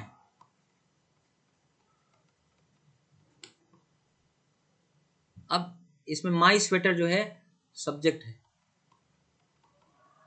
और इज जो है वर्ब है, वेयर जो है कॉम्प्लीमेंट है। देखो सब्जेक्ट आया ही आया, वर्ब आया ही आया, दो चीजें आएंगी आएंगी, बाकी ऑब्जेक्ट कॉम्प्लीमेंट वो भी ला भी सकते हैं और नहीं भी आ सकते हैं, है ना। वह सो रहा है, ही या वे लोग खेल रहे हैं, दे आर प्लेइंग, वे लोग खेल रहे हैं। दे वे लोग सब्जेक्ट है, खेल रहे हैं, आर प्लेइंग ये वर्ब है, सब्जेक्ट है प्लस वर्ब है। अगर यही हो जाता कि दे आर प्लेइंग क्रिकेट, वे लोग क्रिकेट खेल रहे हैं, तो subject plus verb plus object होता। शी हैज बिकम, वह बन गई है, शी हैज बिकम फेमस, वो बन गई है फेमस, मशहूर, नाउ अब। फुल स्टॉप लगा के बोल रहे हैं सेंटेंस है, फुल स्टॉप हटा के बोलेंगे क्लॉज है। इसमें क्या क्या है, शी वह सब्जेक्ट है, वह हैज बिकम बन गई है, ये वर्ब कंपोनेंट है, फेमस मशहूर कॉम्प्लीमेंट है, नाउ अब ये एडवर्बियल है। She has become famous now, वो अब फेमस बन गई है, सब्जेक्ट वर्ब कॉम्प्लीमेंट एडवर्बियल। देखो सब्जेक्ट और वर्ब का तो आना जरूरी है, सब्जेक्ट वर्ब तो आएगा ही आएगा, उसके अलावा ऑब्जेक्ट कॉम्प्लीमेंट वो भी ला भी सकते हैं और नहीं भी आ सकते। किसी ने कहा दौड़ो, रन, फुल स्टॉप, ये सेंटेंस है, यस ये सेंटेंस है, फुल स्टॉप देखो पूरी बात कह रहा है। जब आप किसी को कहते हैं रन दौड़ो, पूरी बात हो गई कि नहीं होगी, सेंटेंस है, फुल स्टॉप है। अब आप कहेंगे कि अगर सेंटेंस है अब फुल स्टॉप हटा दो, केवल रन, तो क्लॉज है। तो अगर ये सेंटेंस है क्लॉज है तो कम से कम सब्जेक्ट और वर्ब तो आना चाहिए। कहाँ है सब्जेक्ट, कहाँ है वर्ब। तो जब आप बोलते हैं किसी को रन दौड़ो, वास्तव में आप बोल रहे होते हैं उसको कि यू रन, तुम दौड़ो। यू छुपा होता है, हिडन, यही सब्जेक्ट है, और ये जो रन दौड़ो ये वर्ब है, यू रन ये वर्ब है। तो देखो दो चीजें आ गई, कम से कम दो चीजें आनी चाहिए, सब्जेक्ट और वर्ब। आ गया सब्जेक्ट और verb. Do you understand it. अब कितना भी बड़ा हो या कितना भी छोटा सेंटेंस हो, चलो कोई बड़ा सा सेंटेंस लिखते हैं, है ना, कि जो भी सरकार आजकल कर रही है उसका बहुत विरोध हो रहा है। whatever the government is doing today, whatever the government is doing today is being fiercely opposed, is being fiercely opposed by the। अब देखो ये सेंटेंस इतना बड़ा लिख दिए, आपको समझ में नहीं आएगा, और हम ये भी उम्मीद नहीं करते हैं कि आपको ये सेंटेंस समझ में आए, पर हमें भाषा दिखाने समझाने के लिए सेंटेंस लिखना पड़ता है। लिखने दो मुझे, मैं इसका हिंदी भी बताऊंगा, और आपसे उम्मीद नहीं करता हूं कि आपको ये समझ में आए। तो घबराना मत कि इतने बड़े बड़े सेंटेंस मुझे आने चाहिए, नहीं, आपको आने की जरूरत नहीं है। कैसे आएगा, अभी इंग्लिश आएगा तब आएगा ना, अभी मैं समझाने के लिए इनका इस्तेमाल कर रहा हूँ। तो घबरा मत जाइए कि इतने बड़े बड़े सेंटेंसेस कैसे मैं समझूंगा। Don't worry, whatever the government is doing, जो भी सरकार कर रही है टुडे आज, इज बीइंग फियर्सली अपोज्ड, उसका बहुत भयानक विरोध किया जा रहा है, बाय द पीपल, लोगों द्वारा, अक्रॉस द कंट्री, पूरे देश भर में, अक्रॉस द कंट्री, पूरे देश भर में। अब सेंटेंस थोड़ा बड़ा है, तो सेंटेंस चाहे छोटा हो चाहे बहुत बड़ा हो, 5 चीजों के अलावा इंग्लिश में कुछ होता नहीं। कौन सी 5 चीजें, अभी जैसे बताया कि चाहे कोई बात आप इंग्लिश में कहें बहुत छोटी हो, सेंटेंस छोटा हो, या कोई बात बहुत बड़ी हो, सेंटेंस बहुत बड़ा हो, इन पांचों के अलावा और कुछ नहीं होता इंग्लिश में, subject verb object complement verb. तो अगर ये सेंटेंस हमने बड़ा लिख दिया, इसमें भी वही होगा। What ever the government is doing, जो भी सरकार कर रही है टुडे, आज, यहां से यहां तक, what ever the government is doing today, जो भी सरकार आज कर रही है, ये सब्जेक्ट है, ये सब्जेक्ट है। इज बीइंग फियर्सली अपोज्ड, ये जो ब्रैकेट में हमने लिख दिया इज बीइंग फियर्सली अपोज्ड, ये पूरा वर्ब कंपोनेंट है, ये वर्ब कंपोनेंट है, वर्ब वाला हिस्सा है, पार्ट है। बाय द पीपल, लोगों द्वारा, ये एडवर्बियल है, एडवर्बियल। अक्रॉस द कंट्री, पूरे देश भर में, ये भी एडवर्बियल है। फियर्सली, बहुत जोरदार ढंग से, ये भी एडवर्बियल है। तो अगर आप देखेंगे तो इस सेंटेंस में क्या क्या पुर्जे आए हैं, क्या क्या पार्ट्स, क्या क्या कंपोनेंट्स आए हैं, किन किन चीजों से मिलकर बना है। तो इसमें आया है सब्जेक्ट प्लस वर्ब आया है, प्लस एडवर्बियल आया है, प्लस एक और एडवर्बियल आया है, प्लस एक और एडवर्बियल आया है, 3 बार एडवर्बियल आया है। आपके दिमाग में एक सवाल आएगा कि किसी भी क्लॉज में, किसी भी सेंटेंस में कितने सब्जेक्ट आ सकते हैं, कितने वर्ब आ सकते हैं मैक्सिमम। तो मैं आपको बता दूं, अगर कोई भी क्लॉज है, एक क्लॉज के भीतर, अगर कोई क्लॉज है तो एक क्लॉज के भीतर सब्जेक्ट जो होता है ना, सब्जेक्ट केवल एक ही हो सकता है, एक से ज्यादा नहीं। वर्ब कंपोनेंट कितना हो सकता है, वर्ब कंपोनेंट भी एक हो सकता है किसी एक क्लॉज में। और ऑब्जेक्ट कितना हो सकता है, ऑब्जेक्ट भी एक होता है, कभी कभी 2 हो सकता है। कॉम्प्लीमेंट कितना हो सकता है किसी एक क्लॉज के अंदर, तो एक क्लॉज के अंदर एक कॉम्प्लीमेंट से ज्यादा नहीं हो सकता है। और एडवर्बियल कितने हो सकते हैं, तो एडवर्बियल कितने भी हो सकते हैं, एडवर्बियल कितने भी हो सकते हैं, 1 2 3 4 5 6 7, कितने भी हो सकते हैं। एडवर्बियल का कोई लिमिट नहीं। तो किसी एक क्लॉज के अंदर एक ही सब्जेक्ट होता है, एक ही वर्ब होता है, 1 या 2 ऑब्जेक्ट हो सकते हैं, कॉम्प्लीमेंट एक ही हो सकता है, एडवर्बियल इतना हो सकता है। तो मैक्सिमम कितने ऑब्जेक्ट आ सकते हैं, कितने सब्जेक्ट आ सकते हैं क्लॉज में, 1। मैक्सिमम कितने वर्ब आ सकते हैं, 1। कितने मैक्सिमम कितने ऑब्जेक्ट आ सकते हैं, 2। मैक्सिमम कितने कॉम्प्लीमेंट हो सकते हैं किसी एक क्लॉज के भीतर, 1। और कितने एडवर्बियल्स हो सकते हैं मैक्सिमम, इसकी कोई लिमिट नहीं, कितने भी एडवर्बियल्स हो सकते हैं। ठीक है, तो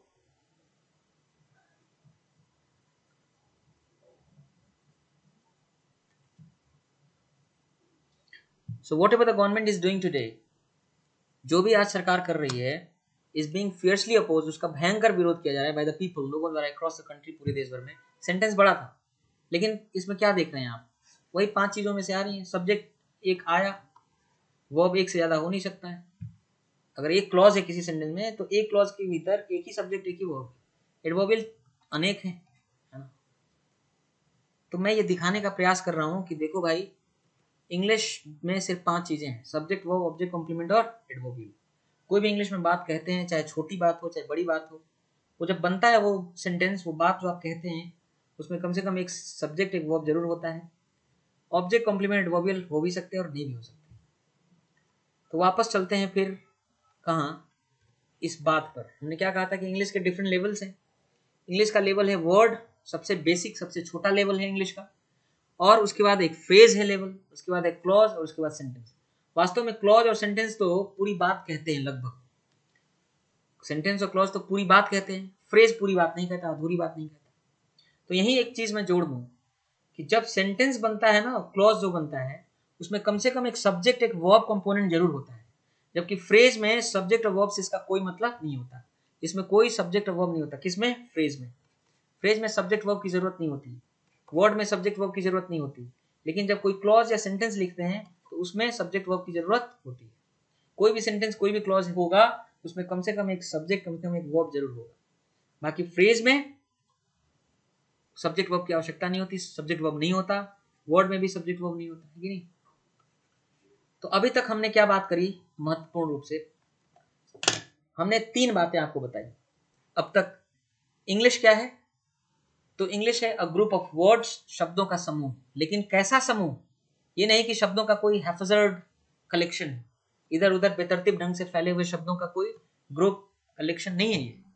अ ग्रुप ऑफ वर्ड्स, शब्दों का ऐसा समूह है, सिस्टमेटिकली अरेंज्ड, जिसमें शब्दों का एक सिस्टमेटिक अरेंजमेंट है, एंड विच इज मीनिंगफुल, जो कि अर्थपूर्ण है। तो शब्दों का समूह सिस्टमेटिकली अरेंज है, अगर वो मीनिंगफुल है तो इंग्लिश है।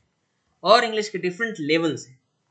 इंग्लिश का जो सबसे छोटा बेसिक लेवल है वर्ड, कई वर्ड से मिलकर फ्रेज बनते हैं जो पूरी बात नहीं कह पाते, अधूरा अर्थ लेकिन देते हैं, वो फ्रेज होते हैं। फ्रेज से बड़ा सेंटेंस और क्लॉज होता है। ये सेंटेंस और क्लॉज जो होते हैं, इसमें एक कम से कम सब्जेक्ट और कम से कम एक वर्ब जरूर होता है। और सेंटेंस क्लॉजेस जो होते हैं वो पूरी बात कहते हैं, पूरा अर्थ देने का काम करते हैं। लेकिन सेंटेंस और क्लॉज में भी एक अंतर है, एक छोटा सा डिफरेंस है। वो डिफरेंस ये है कि सेंटेंस हमेशा जो होता है कंप्लीट होता है। कंप्लीट का मतलब इंडिपेंडेंट इकाई होता है। उसके अंत में फुल स्टॉप मिलेगा, उसके अंत में एक क्वेश्चन मार्क मिलेगा, उसके अंत में कोई एक्सक्लेमेशन मार्क मिलेगा, और एक पूरा इकाई होता है, कंप्लीट यूनिट होता है भाषा का। जबकि क्लॉज जो होता है ना, क्लॉज भाषा की पूरी इकाई नहीं होता है। क्लॉज में फुल स्टॉप नहीं होता, क्वेश्चन मार्क नहीं होता, एक्सक्लेमेशन मार्क नहीं होता। जैसे कि आप देख लीजिए कि अगर शी इज अ डॉक्टर, अगर यहां देखें तो she is a doctor sentence नहीं है, क्लॉज ही है केवल। शी इज अ डॉक्टर यहाँ केवल एक क्लॉज है, ये सेंटेंस नहीं है, क्योंकि ये एक टुकड़ा है, कंप्लीट यूनिट नहीं है। लेकिन यही शी इज अ डॉक्टर अगर कंप्लीट यूनिट बना दें, अलग लिख दें, शी इज अ डॉक्टर, वो एक डॉक्टर है। देखिए हमने इसको इंडिपेंडेंट बना दिया, कंप्लीट बना दिया। शी क्या है? सब्जेक्ट है, इज है वर्ब है, वह है, और डॉक्टर क्या है? कॉम्प्लीमेंट है। सब्जेक्ट वर्ब कॉम्प्लीमेंट हो गया, हमने अंत में क्या लगा दिया? Full stop. तो शी इज अ डॉक्टर, अब ये एक सेंटेंस हो गया क्योंकि कंप्लीट यूनिट है, कहीं से शुरू होकर कहीं खत्म हो रहा है, तो ये कंप्लीट यूनिट है। फुल स्टॉप हटा दें, अगर फुल स्टॉप हटा करके, तब ये क्लॉज है। लेकिन यहां शी इज अ डॉक्टर, जो ऊपर ये सेंटेंस में यहां जो मैं दिखा रहा हूं, यहां पे शी इज अ डॉक्टर केवल क्या है? क्लॉज है, ये सेंटेंस नहीं है। तो क्लॉज और सेंटेंस एक जैसे होते हैं, लेकिन फिर भी उनमें बड़ा इंपॉर्टेंट डिफरेंस है ना, बहुत बड़ा डिफरेंस है। तो इंग्लिश के मैंने डिफरेंट लेवल्स आपको सिखाए। इंग्लिश के डिफरेंट लेवल्स हैं, वर्ड, फ्रेज, क्लॉज और सेंटेंस। इंग्लिश की अलग अलग लेवल्स हैं। कोई वर्ड लेवल पे भी इंग्लिश होता है, फ्रेज के लेवल पे भी कोई इंग्लिश होता है, क्लॉजेज और सेंटेंस के लेवल पे भी इंग्लिश होता है। अब एक चीज हमने समझाई आपको कि सेंटेंस या क्लॉज ही जो होता है वो एक्चुअली बातें होती हैं। जब कोई बात हम बोलते हैं, कोई बात लिखते हैं, तो जो बातें हम बोल रहे हैं या लिख रहे हैं वो एक्चुअली सेंटेंसेज होते हैं, क्लॉजेज होते हैं जब बोलते या लिखते हैं। तो जो इंग्लिश में बातें हैं, सेंटेंसेज या क्लॉजेज हैं, उसको बनाने वाली 5 चीजें हैं सिर्फ: सब्जेक्ट, वर्ब, ऑब्जेक्ट, कॉम्प्लीमेंट और एडवर्बियल। ये दिखाने के लिए कि आओ देख लो कि कोई भी सेंटेंस होगा, कोई भी क्लॉज होगा, इन पांचों के अलावा किसी चीज से नहीं बनता। English is all about this 5 things. ये दिखाने के लिए मैंने तमाम एग्जांपल्स आपको दिए। I gave you so many examples. My name is Khan, ये एक सेंटेंस है। कब सेंटेंस है? जब फुल स्टॉप लेके बोल रहे हैं, फुल स्टॉप छोड़ के बोलेंगे क्लॉज हो जाएगा। तो ये जो सेंटेंस दिख रहा है जिसमें कि एक क्लॉज है, माय नेम इज खान, आप इसकी बनावट देखिए, सब्जेक्ट वर्ब कॉम्प्लीमेंट है। द बेबी इज स्लीपिंग, बच्चा सो रहा है। इस सेंटेंस की बनावट में देखिए, सब्जेक्ट आया, वर्ब आया। आई लव यू, मैं आपको प्रेम करता हूँ, इसमें सब्जेक्ट आया, वर्ब आया, ऑब्जेक्ट आया। यू गो अवे, तुम चले जाओ यहाँ से, सब्जेक्ट आया, वर्ब आया, एडवर्बियल आया। वेयर इज माई स्वेटर, मेरा स्वेटर कहाँ है, इसमें माई स्वेटर सब्जेक्ट है, इज वर्ब है, कॉम्प्लीमेंट है, वेयर। तो दे आर प्लेइंग क्रिकेट, वे लोग क्रिकेट खेल रहे हैं, इसमें दे सब्जेक्ट है, आर प्लेइंग वर्ब है, क्रिकेट ऑब्जेक्ट है। शी हैज बिकम, वो बन गई है फेमस, मशहूर, नाउ अब, इसमें सब्जेक्ट है, वर्ब है, कॉम्प्लीमेंट है, एडवर्बियल है। यू रन, तुम दौड़ो, इसमें यू सब्जेक्ट है, रन वर्ब है।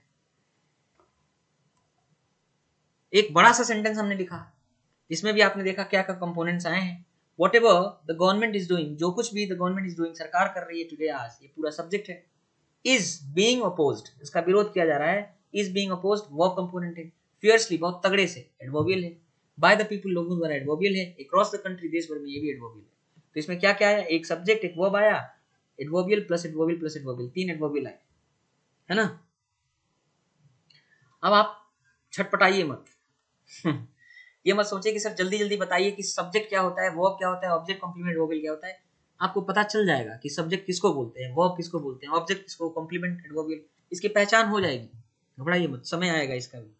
पर ये 3 चीजें आपने अभी सीखी। इंग्लिश क्या है? पहली चीज अ ग्रुप ऑफ वर्ड्स, शब्दों का समूह। कैसा? सिस्टमेटिकली अरेंज्ड, जिसमें शब्दों का सिस्टमेटिक अरेंजमेंट हो, एंड मीनिंगफुल हो, जो अर्थपूर्ण हो, तो वो इंग्लिश है। दूसरी बात सीखी, इंग्लिश के कितने लेवल से, अलग अलग लेवल से इंग्लिश अलग अलग लेवल पे एग्जिस्ट करती है। इंग्लिश का अस्तित्व, अंग्रेजी का अस्तित्व अलग अलग लेवल पे, उसके छोटे बड़े पैकेट्स होते हैं। इंग्लिश का जो सबसे छोटा लेवल, सबसे छोटा पैकेट वर्ड, फिर फ्रेज, फिर क्लॉज, फिर सेंटेंस। और हम ज्यादातर जो बातें करते हैं, जो बातें होती हैं इंग्लिश की, वो बातें एक्चुअली सेंटेंसेज होते हैं, क्लॉजेज होते हैं। और तीसरी चीज हमने सीखी, तीसरी चीज क्या सीखी हमने?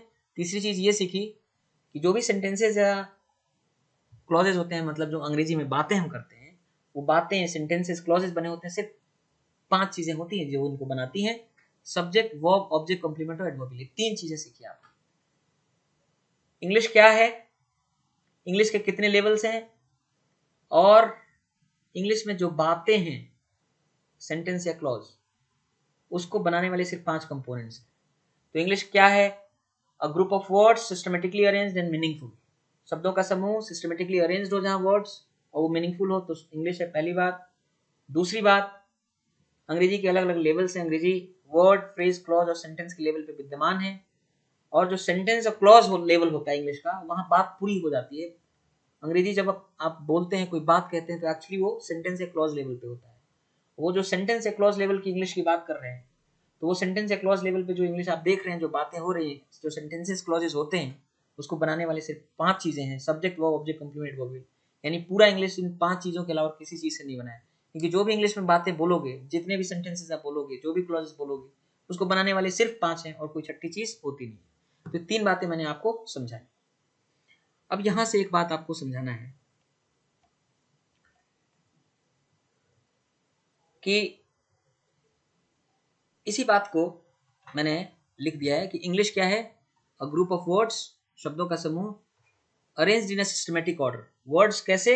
जो अरेंज हो, सजाए गए हो सिस्टमेटिक ऑर्डर में, एंड हैविंग सम मीनिंग हो, जिसका कुछ ना कुछ अर्थ हो, तो वो इंग्लिश है। जैसे फैमिली, माई वाइफ्स, एक ग्रुप ऑफ वर्ड्स तो है, शब्दों का समूह है, लेकिन सिस्टमेटिकली अरेंज नहीं है, मीनिंगफुल नहीं है, इसीलिए इंग्लिश नहीं है। लेकिन इन्हीं शब्दों को जब आप सजा दे रहे हैं सिस्टमेटिक ऑर्डर में, माई वाइफ्स फैमिली, मेरे पत्नी का परिवार, तब ये इंग्लिश हो जा रहा है।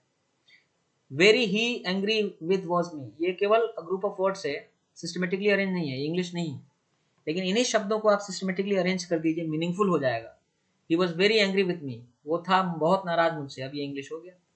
सिटीजन्स इंडियन, ये केवल ग्रुप ऑफ वर्ड्स है, सिस्टमेटिकली अरेंज नहीं है, मीनिंगफुल नहीं है, इसलिए इंग्लिश नहीं है। लेकिन जब इन्हीं को सिस्टमेटिकली अरेंज कर देते हैं, मीनिंगफुल हो जाता है। इंडियन सिटीजन, भारतीय नागरिक, इंग्लिश हो गया। नेम योर व्हाट इज, ये इंग्लिश नहीं है, क्योंकि सिर्फ ग्रुप ऑफ वर्ड्स है, सिस्टमेटिकली अरेंज नहीं है। जब इन्हें सिस्टमेटिकली अरेंज कर देंगे, जब ये मीनिंगफुल हो जाएगा, अर्थपूर्ण हो जाएगा। व्हाट इज योर नेम, क्या है नाम आपका, ये इंग्लिश होगा। रूम, द इन, ये इंग्लिश नहीं है। इन द रूम, कमरे में, ये इंग्लिश है। तो इंग्लिश होने के लिए ग्रुप ऑफ वर्ड्स कैसे होने चाहिए? अरेंज्ड होने चाहिए इन अ सिस्टमेटिक ऑर्डर। और तीसरी चीज, हैविंग सम मीनिंग, उसका कुछ ना कुछ अर्थ होना चाहिए। अब इंग्लिश के डिफरेंट लेवल्स हैं, इंग्लिश के डिफरेंट लेवल। सबसे छोटा लेवल वर्ड, फ्रेज और बाकी क्लॉज और सेंटेंस, इंग्लिश के डिफरेंट लेवल्स। जैसे आप ये डिफरेंट वर्ड्स देख रहे हैं, father, to, easy, to, for, him, quickly, tall, ये सब अलग अलग वर्ड्स हैं, ये सारे अलग अलग वर्ड्स हैं। ये जो देख रहे हैं, अ वेरी टॉल मैन, एक बहुत लंबा आदमी, ये एक फ्रेज है। वेरी इजी, बहुत आसान, ये भी एक फ्रेज है। इन द मॉर्निंग, सुबह में, ये भी एक फ्रेज है। फॉलिंग प्राइसेस, गिरती हुई कीमतें, कम होती कीमतें, ये भी एक फ्रेज है। वेरी क्विकली, बहुत तेजी से, ये भी एक फ्रेज है। फॉर हिम, उसके लिए, ये भी एक फ्रेज है। तो ये देख रहे हैं फ्रेजेस हैं। फ्रेजेस हमेशा देखिएगा कभी भी पूरी बात नहीं कहते, they don't give a complete sense, पूरा अर्थ वो नहीं देते हैं, समझ रहे ना? तो ये पूरा इंग्लिश नहीं है, मतलब पूरा सेंस नहीं देता फ्रेज। एक से ज्यादा वर्ड से देखिए मिलके बना है, एक से ज्यादा वर्ड्स जब मिलते हैं तो फ्रेज बनता है, बात सही है। लेकिन फ्रेज कंप्लीट सेंस नहीं देता, अधूरा अर्थ देता है। और जब कंप्लीट सेंस देने लगे तब तो सेंटेंस होगी। जैसे ऊपर देखिए, you come here, come here, come here मतलब यहाँ आइए, come here. You come here, आप यहाँ आइए। देखिए पूरा अर्थ दे रहा है, ये सेंटेंस है। ही हैज गॉन, वो चला गया है घर, ये भी सेंटेंस है। आई एम, मैं हूँ एक teacher, and she is a banker, वो एक बैंकर है, ये भी पूरा सेंटेंस है। पूरा यहाँ से यहाँ तक पूरा एक सेंटेंस है। मे यू लिव लॉन्ग, भगवान करें आप लंबे समय तक जिए, पूरा सेंटेंस है। She knows where I live, वो जानती है जहां मैं रहता हूँ, ये भी पूरा सेंटेंस है। तो ये सेंटेंसेस हैं, और इन सेंटेंसेस के भीतर आपको क्लॉज दिख रहा है। वेयर आई लिव, जहां मैं रहता हूं, ये क्लॉज है। And she is a banker, और वो एक बैंकर है, ये भी एक क्लॉज है ना।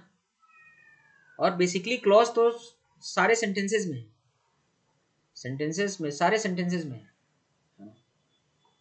जैसे आप अगर देखें, यू सब्जेक्ट है, कम वर्ब है, हियर एडवर्बियल। अगर फुल स्टॉप सहित बोलेंगे तो सेंटेंस है, फुल स्टॉप हटा के बोलें तो ये क्लॉज है।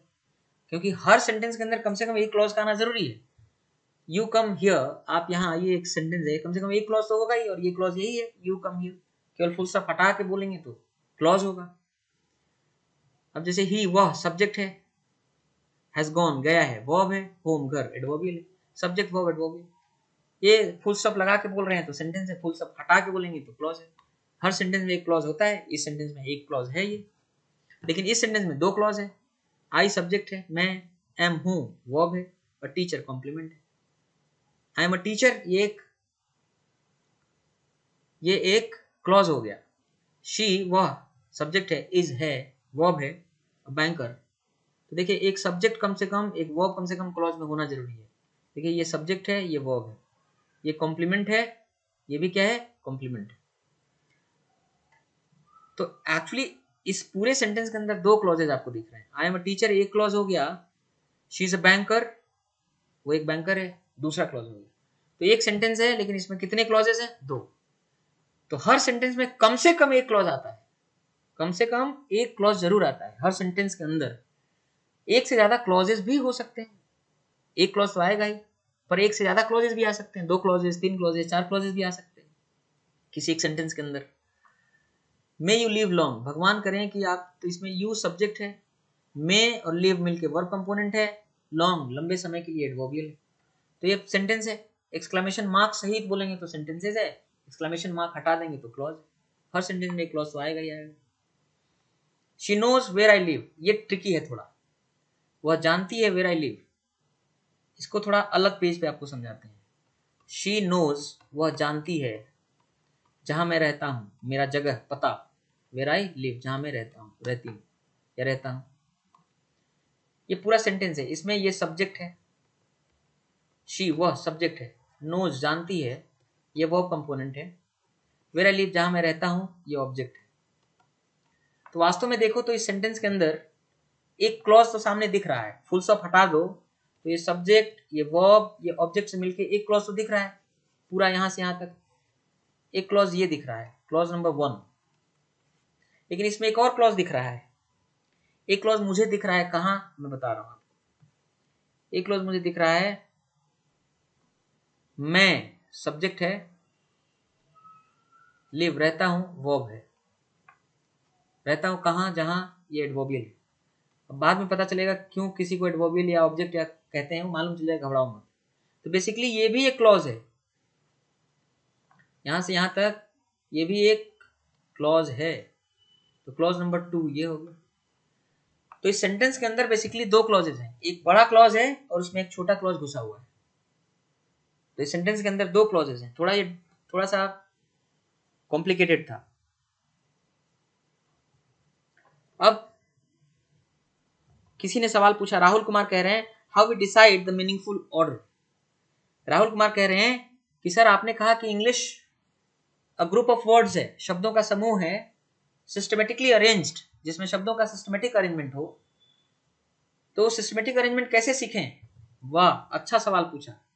यही तो बात पलट के लानी थी कि वास्तव में अगर अंग्रेजी सीखना है तो दो ही बातें तो हैं अंग्रेजी में, एक तो वर्ड्स, शब्द, आपको अंग्रेजी के शब्द आने चाहिए, और दूसरा उनका सिस्टमेटिक अरेंजमेंट आना चाहिए। शब्दों का क्या आना चाहिए, सिस्टमेटिक अरेंजमेंट आना चाहिए।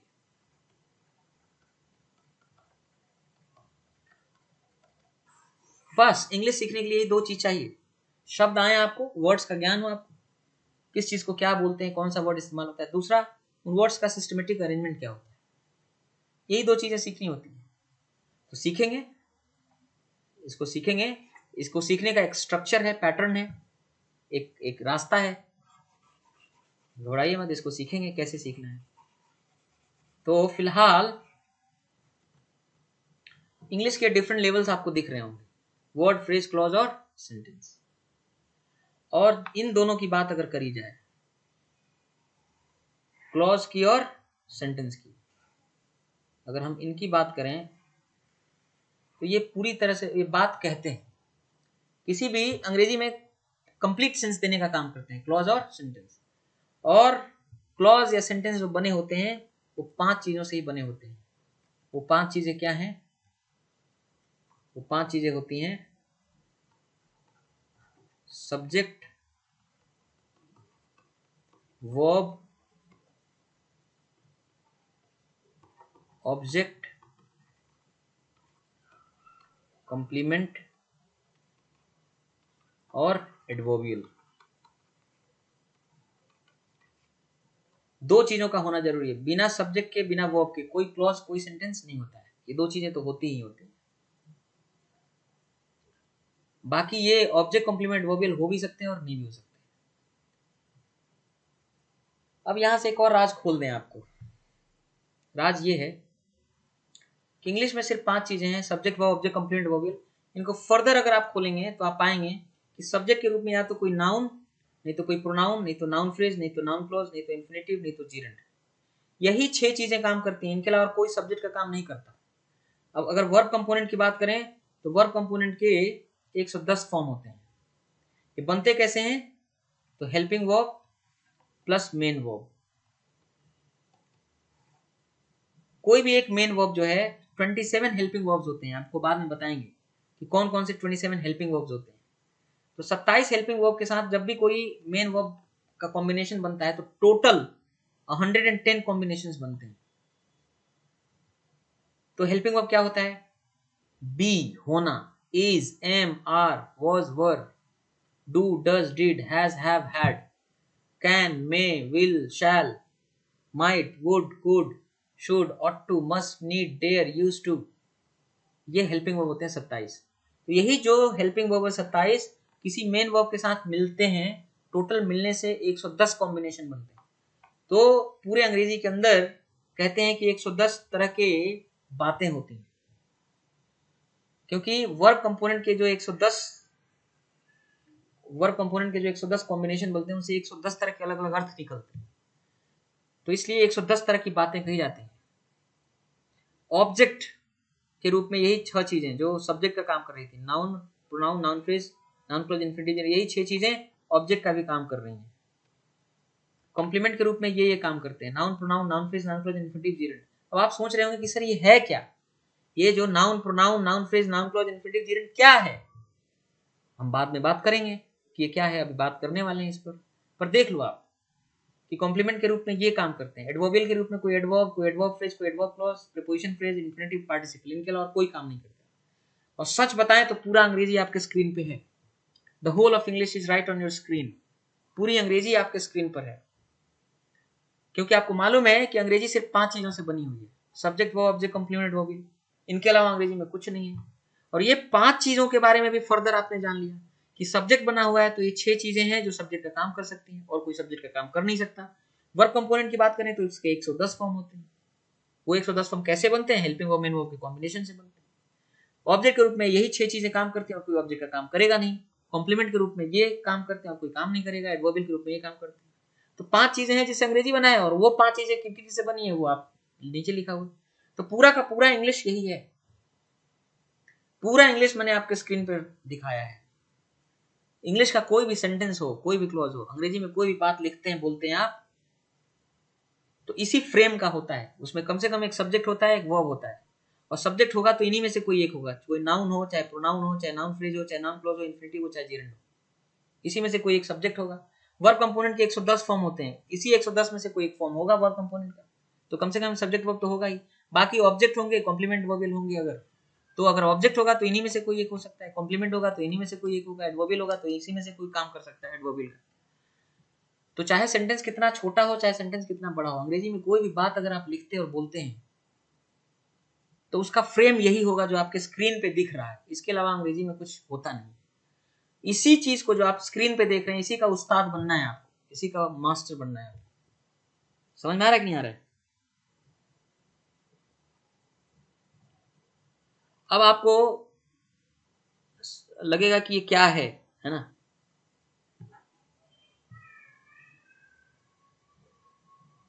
इसका नोट्स नहीं बनाना है, क्योंकि जितना कुछ मैं लिख रहा हूं, जितना पेन से मैं लिखता हूं स्क्रीन पे, ये सारे एनोटेशन सहित पीडीएफ बन जाते हैं और ये पीडीएफ आपके कोर्स में अपलोड हो जाता है।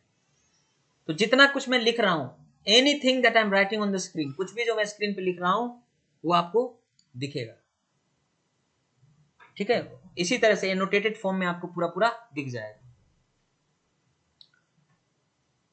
तो आज के लिए मैं बात यहीं तक खत्म करता हूं।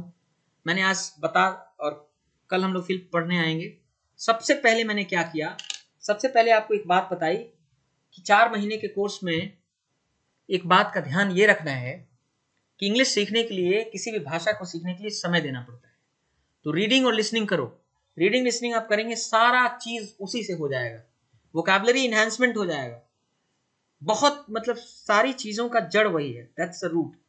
तो पहली बात तो मैंने ये कही कि देखिए भाई साहब, आपको रीडिंग और लिसनिंग करना पड़ेगा। रीडिंग लिसनिंग करते रहिए, तभी जाके क्लास इफेक्टिव होगा।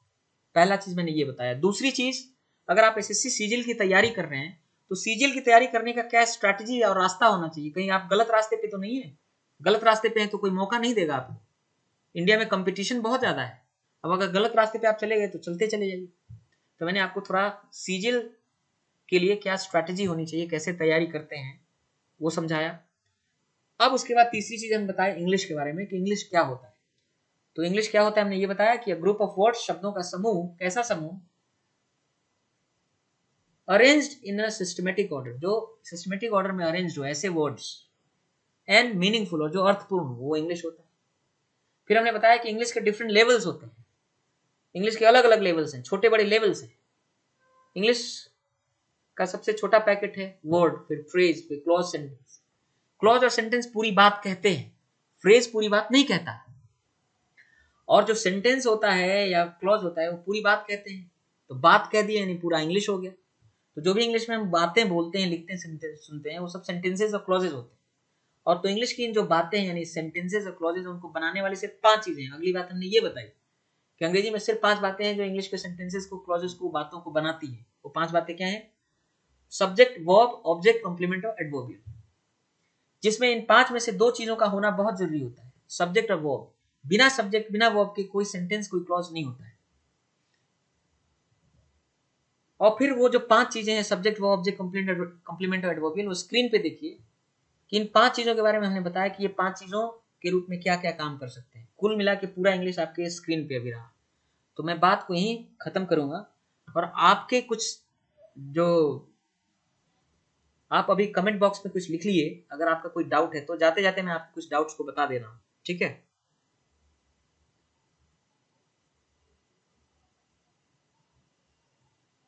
होमवर्क मैं कहाँ पे दूंगा?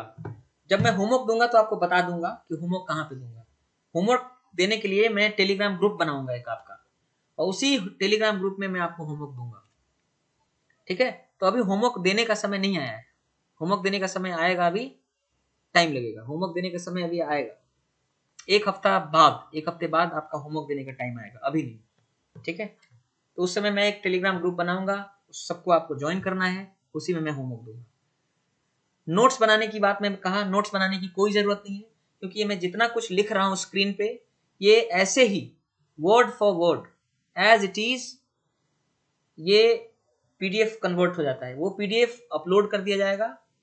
आप यहां से अपने ऐप में जाकर के उस पीडीएफ को डाउनलोड कर सकते हैं, उसका प्रिंट भी निकलवा सकते हैं। ठीक है?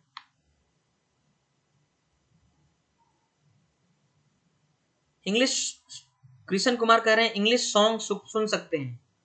हाँ, इंग्लिश सॉन्ग सुन सकते हो। इंग्लिश सॉन्ग सुनने में बहुत कुछ सीखने को नहीं मिलेगा, है ना। और क्या है सर, इंग्लिश बहुत कमजोर है मेरा। आशीष तिवारी, इंग्लिश बहुत कमजोर है, डोंट वरी। आपको अंग्रेजी इतना आसान लगेगा और 100% आप अंग्रेजी सीख जाएंगे 4 महीने में, दैट्स गारंटीड। बस ये है कि देखो, कोई भी चीज अटपटा लगता है शुरू में, थोड़ा उससे कंफर्ट लेवल या सहजता बनाने में टाइम लगता है, तो टिके रहना भाई प्लीज, है ना। और एक संकल्प, एक रेजोल्यूशन होना चाहिए कि सर के साथ हम 80 लेक्चर्स पढ़ते जाएंगे, सर जितना काम नहीं करते रहेंगे। अगर तुमने कर दिया तो अंग्रेजी तुम्हें 100% आएगी, दैट्स गारंटी, ये दावा है। Okay. Hindus editorial session restart करने की बात कर रहे हैं आप लोग, मेरे पास सैकड़ों उसके लिए आ रहे हैं, पर अब उसको शुरू करेंगे, देखते हैं क्या बताएं, कितनी बार समस्या बताएं आपको। इसका पीडीएफ अपलोड कब होगा? इसका पीडीएफ कल अपलोड हो जाएगा। आज मैंने पढ़ाया, कल इसका पीडीएफ अपलोड हो जाएगा। बेग साजिद कहते हैं सर शी नोज, वो जानती है। आप बताइए, शी नोज वो जानती है, ये बात पूरी हुई ही नहीं। अगर आप बोलते हैं शी नोज वो जानती है, ऐसा कोई बोलता है कि वो शी नोज? अब बोले शी नोज इट। इंग्लिश में जब आपको इंग्लिश आ जाएगी तो आपको मालूम चलेगा कि वो जानती है, मैंने वो ये बात जानती है, इसको बोलते हैं शी नोज इट। केवल नोज तक खत्म नहीं होता है, तो शी नोज इट पूरा क्लॉज हो जाएगा, शी नोज नहीं होगा क्लॉज।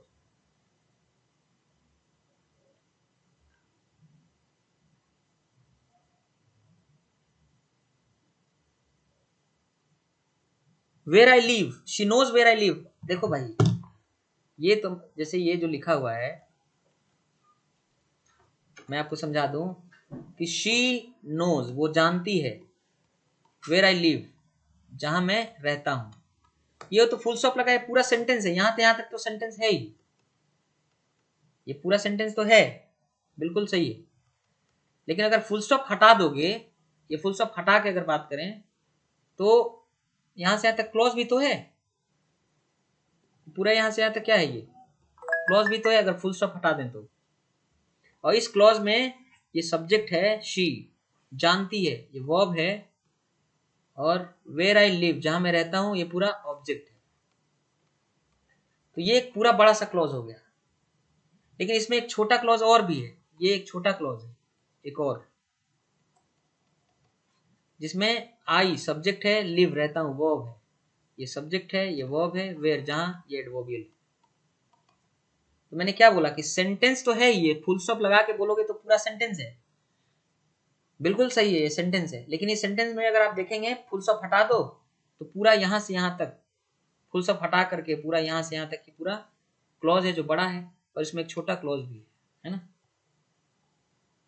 और देखो भाई, ये आज जो पढ़ा रहे हैं ना, आज जो पढ़ा रहे हैं, ये अभी इसी चीज को इतनी बार रगड़ रहे हैं हम लोग, इतनी बार इसको बार बार पढ़ेंगे, अभी ये सब पक्का हो जाएगा। देखो पहला दिन है, अटपटा लगेगा, पहला दूसरा तीसरा दिन अटपटा लगता है, पर ये चीजें इतनी सरल हैं, इतनी बार हम लोग करने वाले हैं कि ये रट जाएगा। ये पूरी तरह से ऐसा होगा कि मतलब आप कहने लगे कि सर बंद करो, अब ये पूरा आता है हमें, ऐसा कहना पड़ेगा आपको, ठीक है। अर्जुमान सुहेल अंसारी, सर सिर्फ कंटेंट बैच है या आप प्रैक्टिस भी करवाएंगे? कंटेंट बैच प्रैक्टिस बैच क्या तुम लोग डिसाइड करते हो, समझ में नहीं आता है। कौन तुम्हें सब पढ़ाता और बताता है कि कंटेंट अलग है प्रैक्टिस अलग है? एक डेडिकेटेड प्रैक्टिस बैच होता है, वो ठीक है मानते हैं, लेकिन अगर हम आपको कंटेंट पढ़ा रहे हैं, पूरा अंग्रेजी सिखा रहे हैं, तो बिना प्रैक्टिस के कैसे होगा यार? उसमें सेंटेंस नहीं कराएंगे, उसमें प्रैक्टिस नहीं करना होगा, क्वेश्चन नहीं करेंगे, करना ही पड़ेगा। तो इसमें प्रैक्टिस होगी, लेकिन अब जिस तरह से एक डेडिकेटेड प्रैक्टिस बैच होता है जहां हम 10-15 हजार सवाल करते हैं, 8,000 5,000 सवाल करते हैं, उस तरह का नहीं होगा। पर कंटेंट के साथ आपको प्रैक्टिस तो करवानी पड़ेगी, क्वेश्चंस करवानी पड़ेगी। रीडिंग करते हुए अगर कोई वर्ड आपको नहीं आ रहा है तो आप उसकी डिक्शनरी में मीनिंग देखिए, डिक्शनरी में मीनिंग देखने के बाद उसका सेंटेंस में कैसे अर्थ बन रहा है समझिए अर्थ, फिर आगे बढ़ जाइए। शब्द को रटने की जरूरत नहीं। आप चाहें तो दोबारा, जिस मान लीजिए आपने किसी आर्टिकल को एक बार पढ़ा, दोबारा उस आर्टिकल को पढ़ लीजिए, दोबारा आर्टिकल को पढ़ेंगे तो जितने वर्ड्स आपने सीखे तो एक बार और रिवाइज हो जाएगा। पर रटने की कोशिश नहीं करनी है, क्योंकि वो शब्द जो है आप रटने का कोई फायदा नहीं है, आप भूल जाएंगे। आप वैसे ही पढ़ते चले जाइए, वो शब्द दोबारा तिबारा जरूर मिलेगा, आगे पढ़ते जाएंगे वो शब्द कई बार मिलेंगे। और ये कई बार मिलते मिलते 4 महीने बाद एक ऐसा 3 महीने बाद एक ऐसा समय आता है जब आपको लगता है अरे मुझे ये सब आते हैं, अपने आप होता है वो।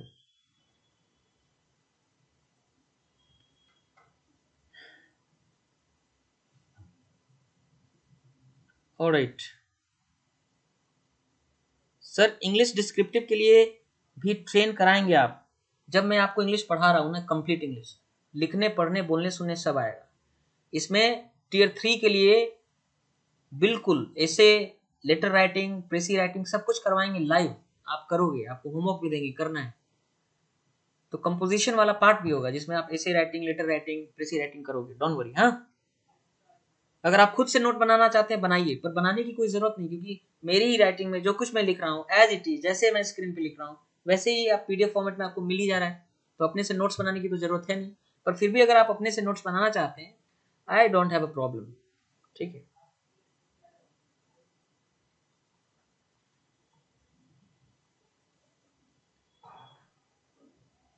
कुणाल पालीवाल कह रहे हैं sir what is she knows?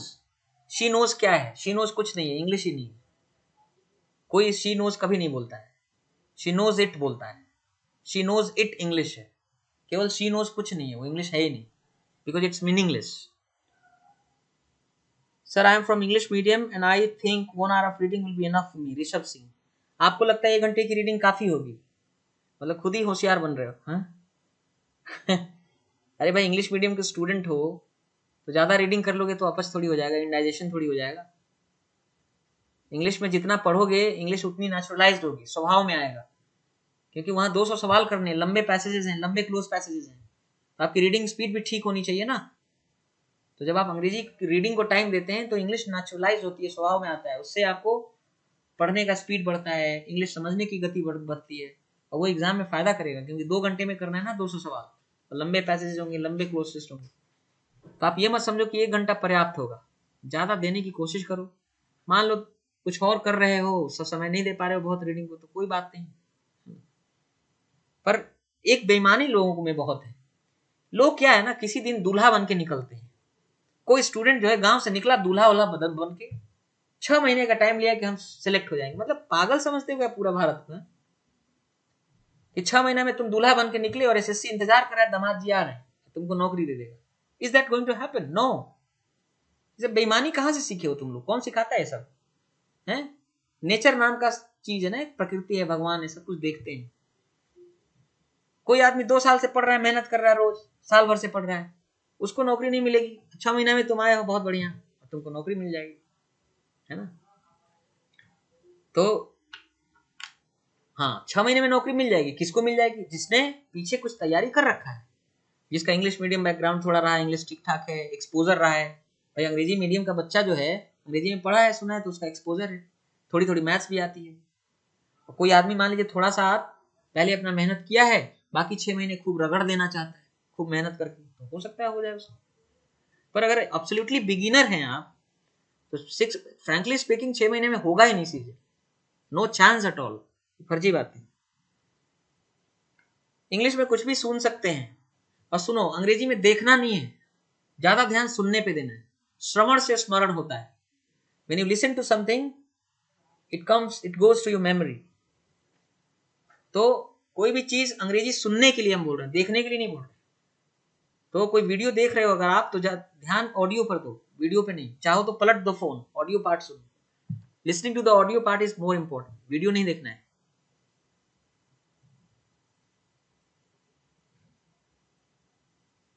Shivansh Mishra ji, आपको बताया वोकैब के लिए कुछ न करो, वोकैबलरी के लिए रीडिंग करो। 3 घंटे 4 घंटे जितना रीडिंग कर सकते हो। रीडिंग करने के दौरान बहुत नए शब्द मिलते हैं, उन शब्दों से ही आपका परिचय होता जाएगा। अगर 3 घंटे 4 घंटे की रीडिंग करेंगे, 150-200 शब्द तो ऐसे ही आपको गुजरना पड़ेगा, नए शब्द मिलेंगे, उसी से वोकैबलरी एनहांसमेंट होगा। वही आपकी स्ट्रैटेजी है अभी शुरू के 2 महीने के लिए। बाद में 2 महीने बाद क्या करना है, टाइम आने पे मैं खुद बताऊंगा, ठीक है। कुछ भी पढ़ सकते हैं, नोवेल पढ़ सकते हैं, नो प्रॉब्लम, नोवेल भी पढ़ सकते हैं। इडियम्स ऑफ फ्रेजेस के लिए क्या करें? इडियम्स ऑफ फ्रेजेस क्या वोकैबलरी से अलग है? वो भी तो वोकैबलरी का पार्ट है।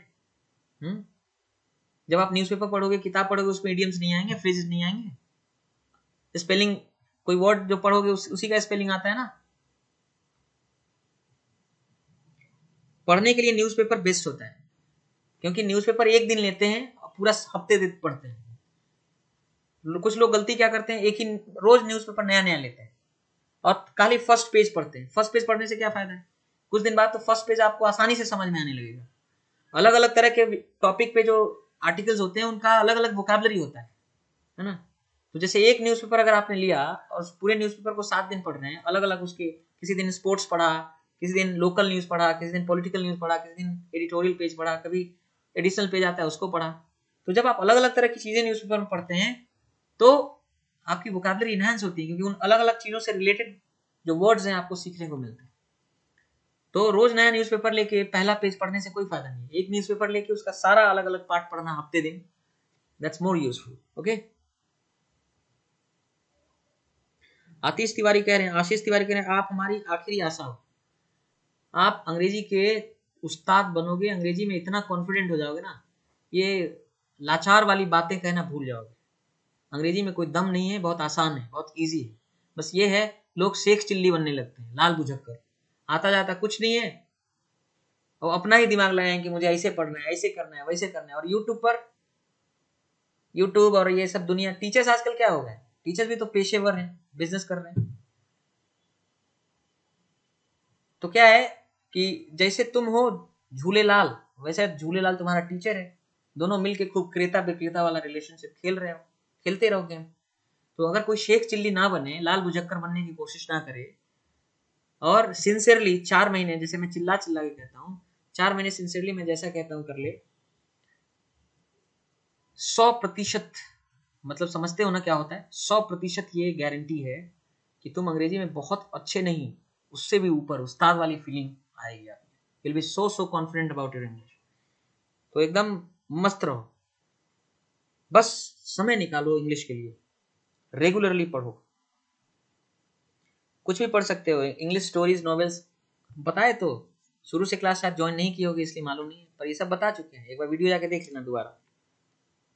प्रोनाउंसिएशन पुअर है, तो जब रीडिंग कह रहे हैं वो क्यों बोल रहे हैं, लिसनिंग बोल रहे हैं क्यों बोल रहे हैं।